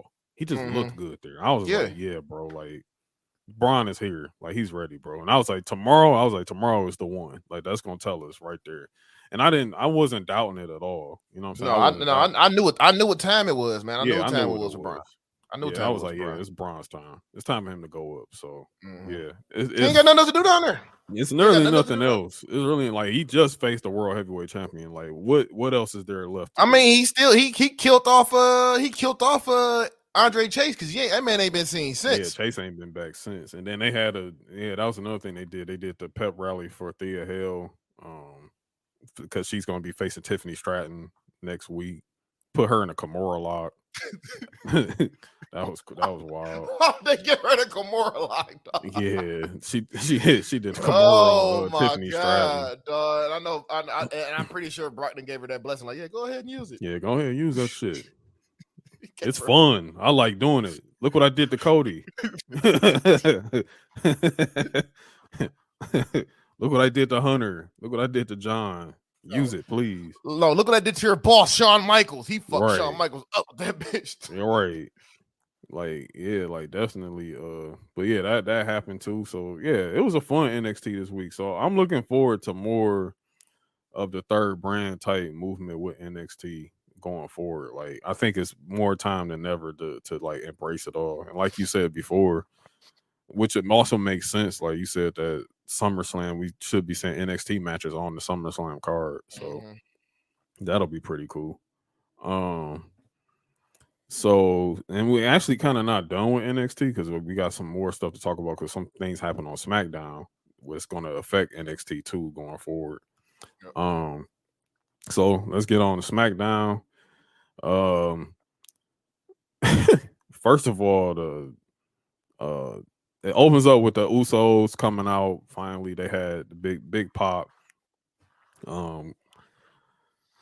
Jay kind of, I mean, he kind of just like, damn, did I do the right thing? Type deal, you know what I'm saying? He kind of doing that, but Jimmy like, bro, it's okay. We're free now. Like, we did the right thing, you know what I'm saying? But Jay, he's like, but that's still our family. You know what I'm saying? Like, he's still our family, but, it's a civil war in the bloodline, bro. Like, this is what we got to do. We got to hold it down. We got to take care of it. But for Jay, he's saying the problem is it's not Roman, it's Paul Heyman. Mm-hmm. And the fact that Paul Heyman has been around a family for so long and has infiltrated so much fracture and so much things in their family, they have to get rid of Paul Heyman to make things whole again. You know what I'm saying? Like So, Paul Heyman is Ebony Maw right now.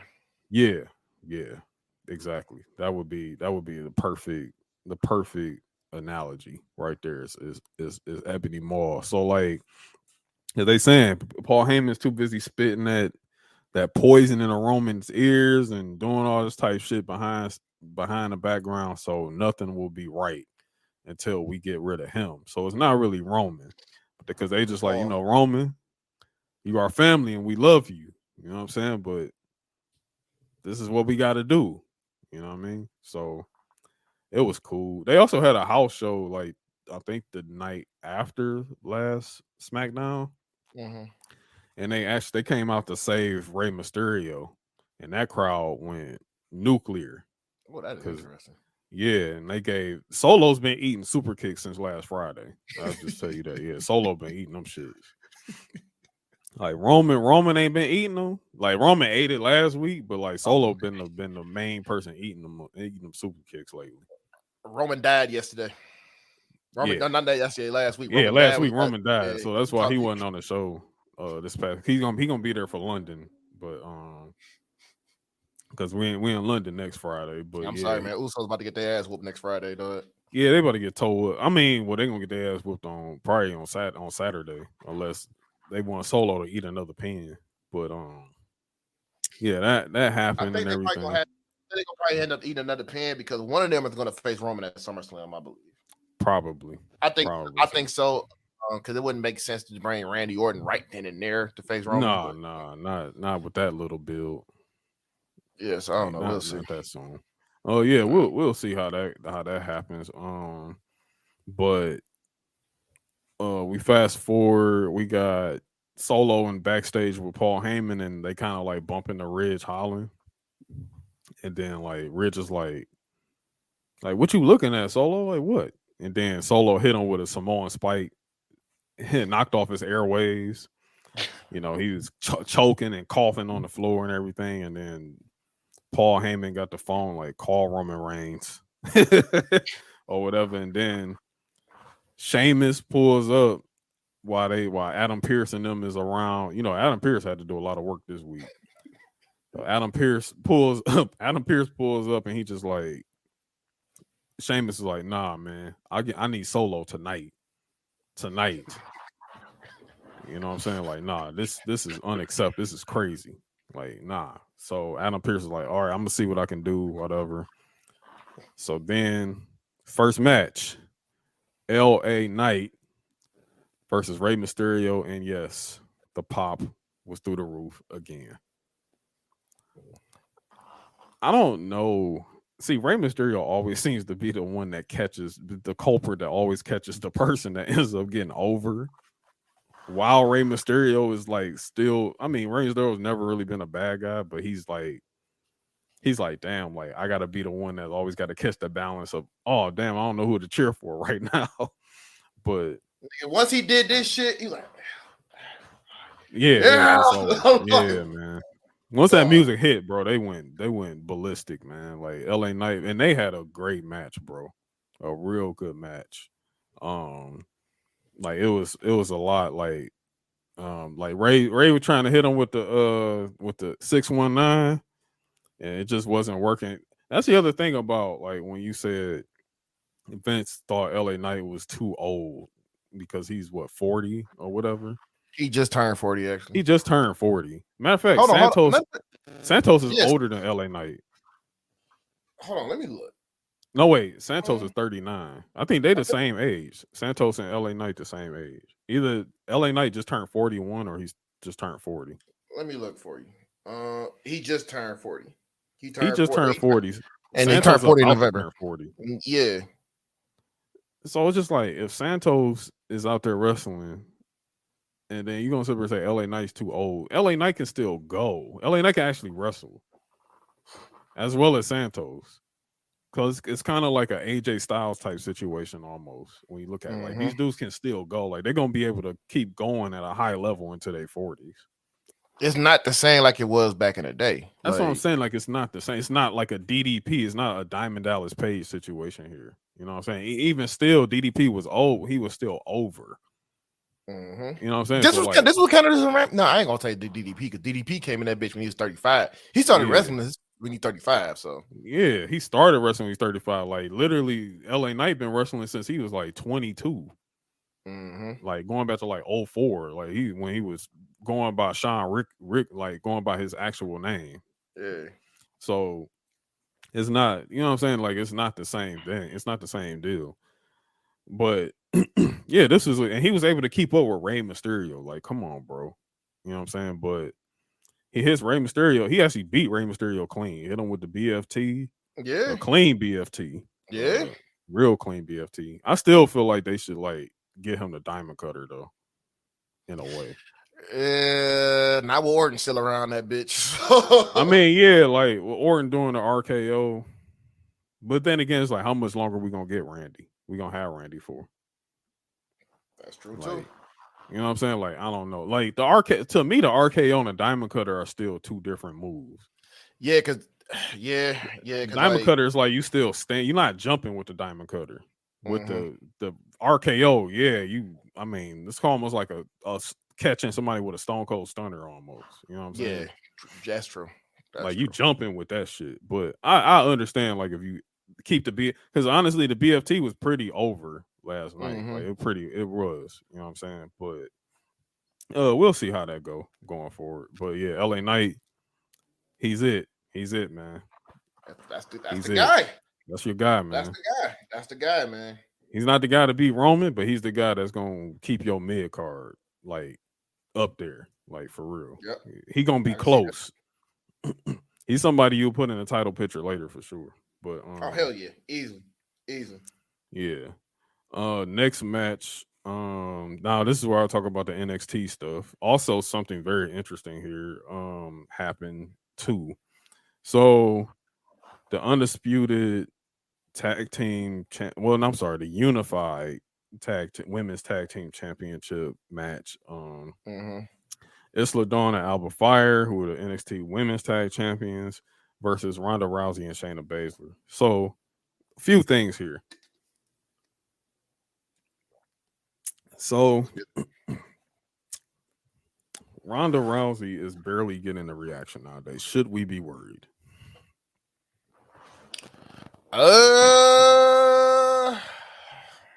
Yeah, but then again, they don't really need her anymore right now.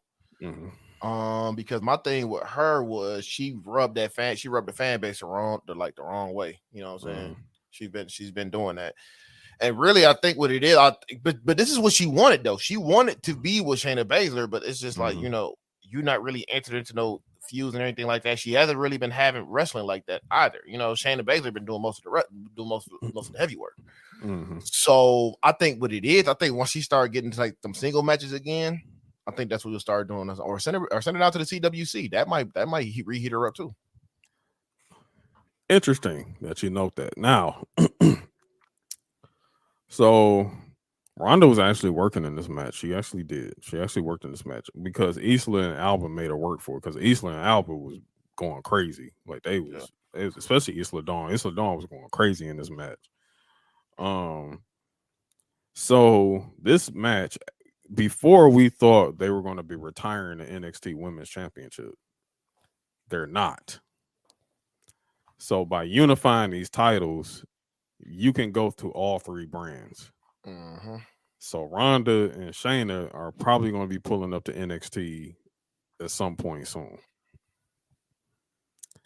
Also, ringside was sitting Raquel Rodriguez, who's on the Raw brand. Yep. She was looking good too, by the way. Goodness. But I also have an issue with this a little bit because of what happened Monday. Because Raquel and Rhea seem to be having some smoke with one another again. They getting Raquel involved in a lot of shit right now. Yeah, they got Raquel like a lot of hands. She got her hands in a few things in the kitchen. That's why I'm like, okay, well, maybe we got Raquel moving forward with Rhea for something later, because I don't know what Rhea has beyond other than the winner of the women's Money in the Bank match. You know what I'm saying? Other than that, I don't know if they're gonna cash in on Raquel. I mean on Rhea in a match, or if they just gonna be like, look, I got a contract, I want to face you at SummerSlam type deal. I don't know. Well, technically, there's history with Rhea and Raquel anyway, because Raquel sent Rhea ass up to the main roster. To the main roster, exactly. You know what I'm saying? Like they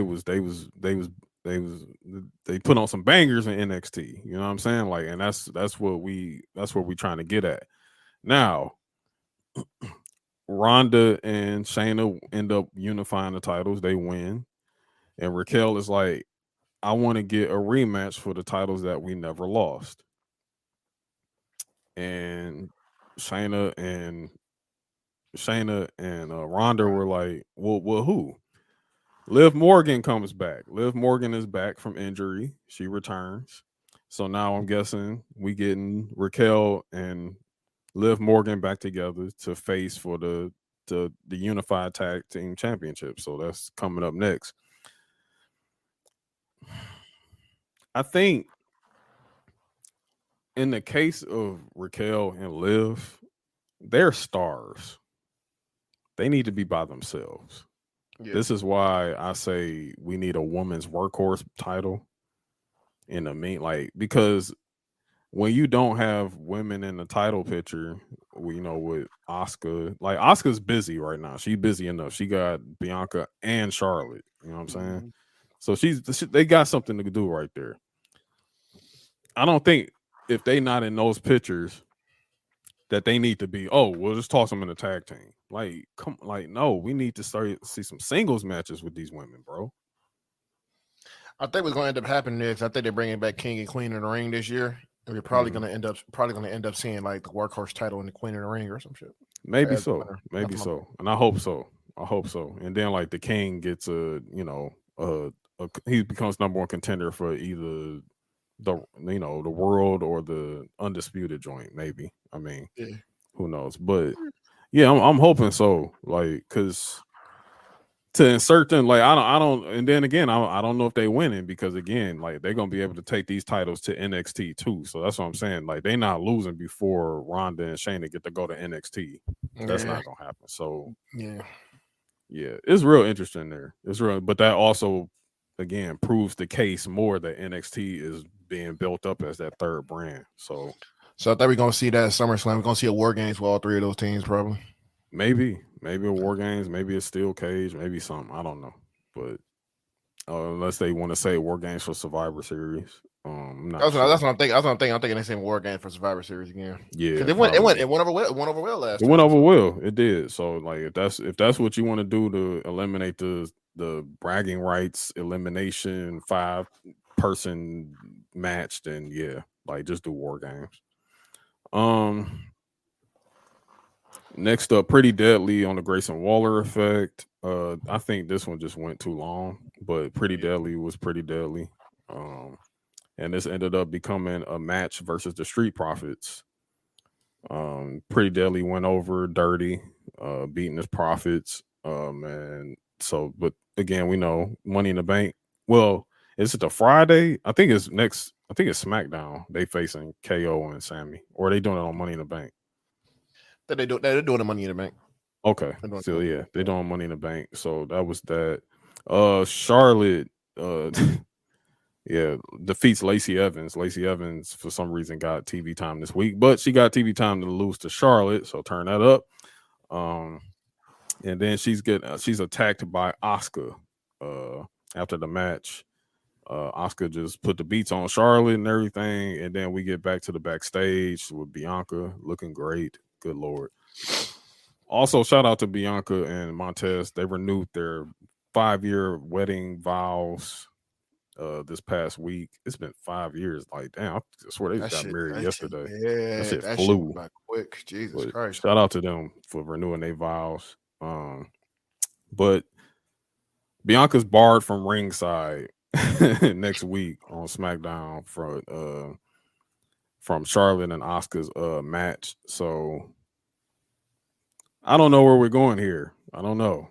But Bianca just getting mad and more mad, and she just like, all right, man, y'all She about to playing. turn. She about to turn heel, boy. I think they Yeah, really about to. They about to pull that trigger. They could, but it's just like, well, Oscar's basically healed, so it's just like I don't know what we doing, because Charlotte as a face It's weird. over Bianca, It's weird. I just don't. I think she needs to lose to Charlotte Yeah. before she turns heel. If she I turn think, heel. and I think that's what's going to end up happening because she's not going over. She's not going over Charlotte yet. That's I not don't think she be not on the first go round. Mm-mm. WrestleMania, yeah, she'll beat Charlotte. But then that'll be if that was the plan to have a match between them two at WrestleMania next year, that means that'll be back-to-back losses for Charlotte, because Charlotte just lost this past WrestleMania. Yeah, she ain't having that shit. Yeah. But she been winning all of them before, so maybe she can take She about to basically, you know what? She's not gonna mind losing that shit because she's gonna break Ric Flair's record for the most championships. That's what's going on. Yeah, she would. She's at 15 now, right? I think she's at 16. I think she's at 14. She at 14? Yeah, I think she at 14. Okay. Yeah. Well, yeah, we'll see. And then let's get to our main event. Solo and Sheamus. This match really wasn't really a match. I mean, it was a hoss fight, definitely a hoss fight, but they were putting the beats on one another, but Solo really was putting the beats on Sheamus. Samoan spiked him and he fell out the ring, then he urinagied him on the table. Then he did a hip attack on Sheamus through the barricade, even though he kind of missed him. And then it ends with referee stoppage. And then he tried, they try to call paramedics, try to do all that and everything, and then he tried to put the beats on him again. Usos run up in the ring, and then they super kick the shit out their brother again. So yeah, he been eating them kicks. He ate the kicks, and he got the Uso crazy. Crazy. The Uso splash, yeah, they fucked him up. Yeah, they fucked Solo up this week. And then Paul Heyman called Roman Reigns. Roman will be on SmackDown next week in London before Money in the Bank. And yeah, that was SmackDown. So let me ask you this. Yeah. Are we gonna get a new addition to the bloodline, or you think this is it? Nah, I don't think we getting a bloodline 2.0 or no shit like that. I think they're gonna keep going until Solo eventually is out, and then Roman just gonna be on the island of irrelevancy by himself until initially they all jump his ass whenever. And I feel like that's not gonna happen until he's about to drop those titles to some.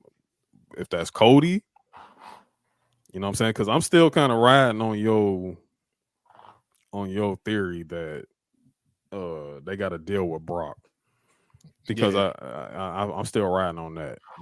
I got a feeling on that one. Yeah, and they the whole family gonna take out Roman to help Cody or some shit like that. Yeah, because they still never explained why Brock beating up Cody right now. Yeah, they still haven't explained that. Still haven't.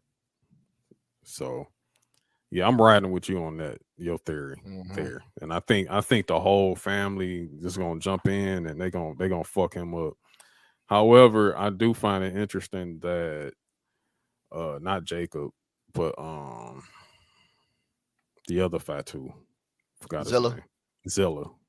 Yeah, Zilla been saying some he been tweeting some shit, and I'm just like, Fuck you been saying? I ain't catch that. He was like, almost time ... some shit like that. Nah, it definitely wouldn't be Jacob. Jacob just won at the MLW. He just won another belt in MLW. So Jacob there to 2025 from what I heard. Yeah, Jacob there for the next few years. So no, it ain't him. But Zilla definitely said something. But I don't know. I don't think, like I said, one thing that's hurt factions before is try to make remixes of them and shit like that. Like Bloodline don't need the bloodline ends and needs to end when Roman drops the titles and that's it. Yeah. We don't need a 2.0. We don't need factions spawning off the bloodline. We don't need that shit, man. No, we don't. Besides, because Zilla's first match is actually on the 15th. He hasn't even had a first match yet. So his first match. He's going to NXT. No, he's well, you can call it NXT because he's wrestling under Reality of Wrestling. So he's going to Reality of Wrestling. Okay, yeah, okay. Yeah, And that's probably what he was talking about. He's probably talking about like almost time for me to go to Reality of Wrestling. Yeah, he's been Booker gonna be getting him ready to go to NXT. Yeah, exactly. He's definitely going to NXT. So, yeah. But yeah, man, it's too many of them, man. It's way too many of these motherfuckers, man. They are everywhere, man. It's too many, bro. Everywhere. It's like what KO said, like, how many cousins do you have?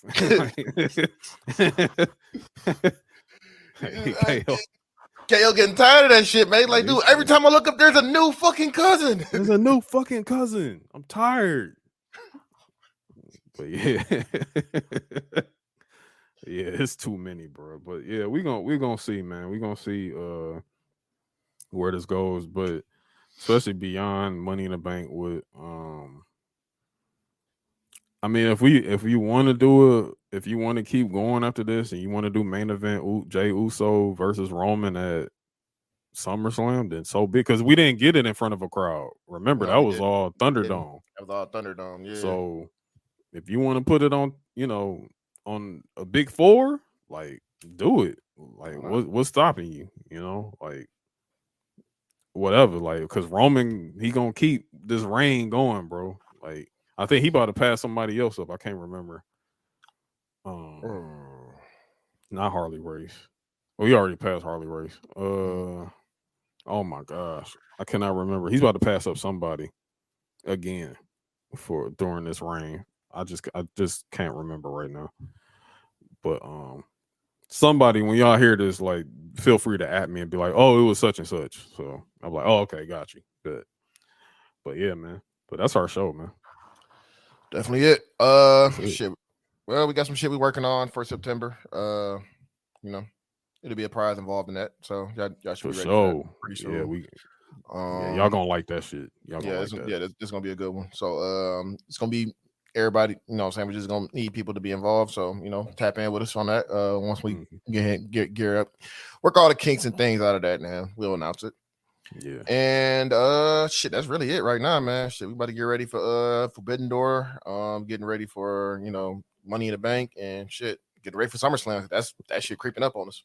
It's creeping up, man. It's coming quick. Like, all this stuff is coming. So I know y'all gonna be like, damn, we ain't hear from our AEW correspondent this week. Yeah, Marcel. We gave him a week off. He's been taking in too much. He's trying to rest his brain, but he'll be back next week for some Forbidden Door segments. You know what I'm saying? Gonna talk about that.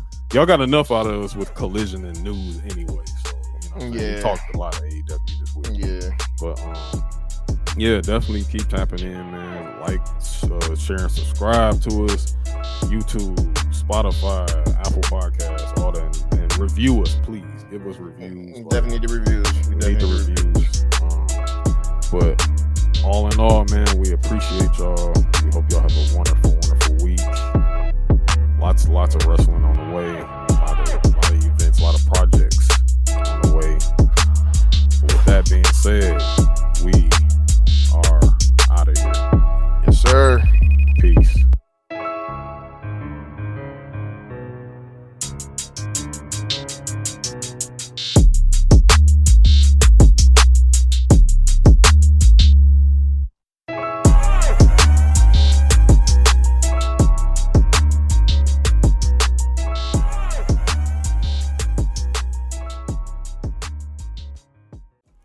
Thank you for listening to Midcarders and Catering, a weekly podcast focused on pro wrestling. Midcarders and Catering is produced by Amir Johnson. Written, researched, and hosted by Amir Johnson and Anthony Page. Original score by Justin Motizzi Ward and Aaron A. Train Fuller. Midcarders and Catering podcast is powered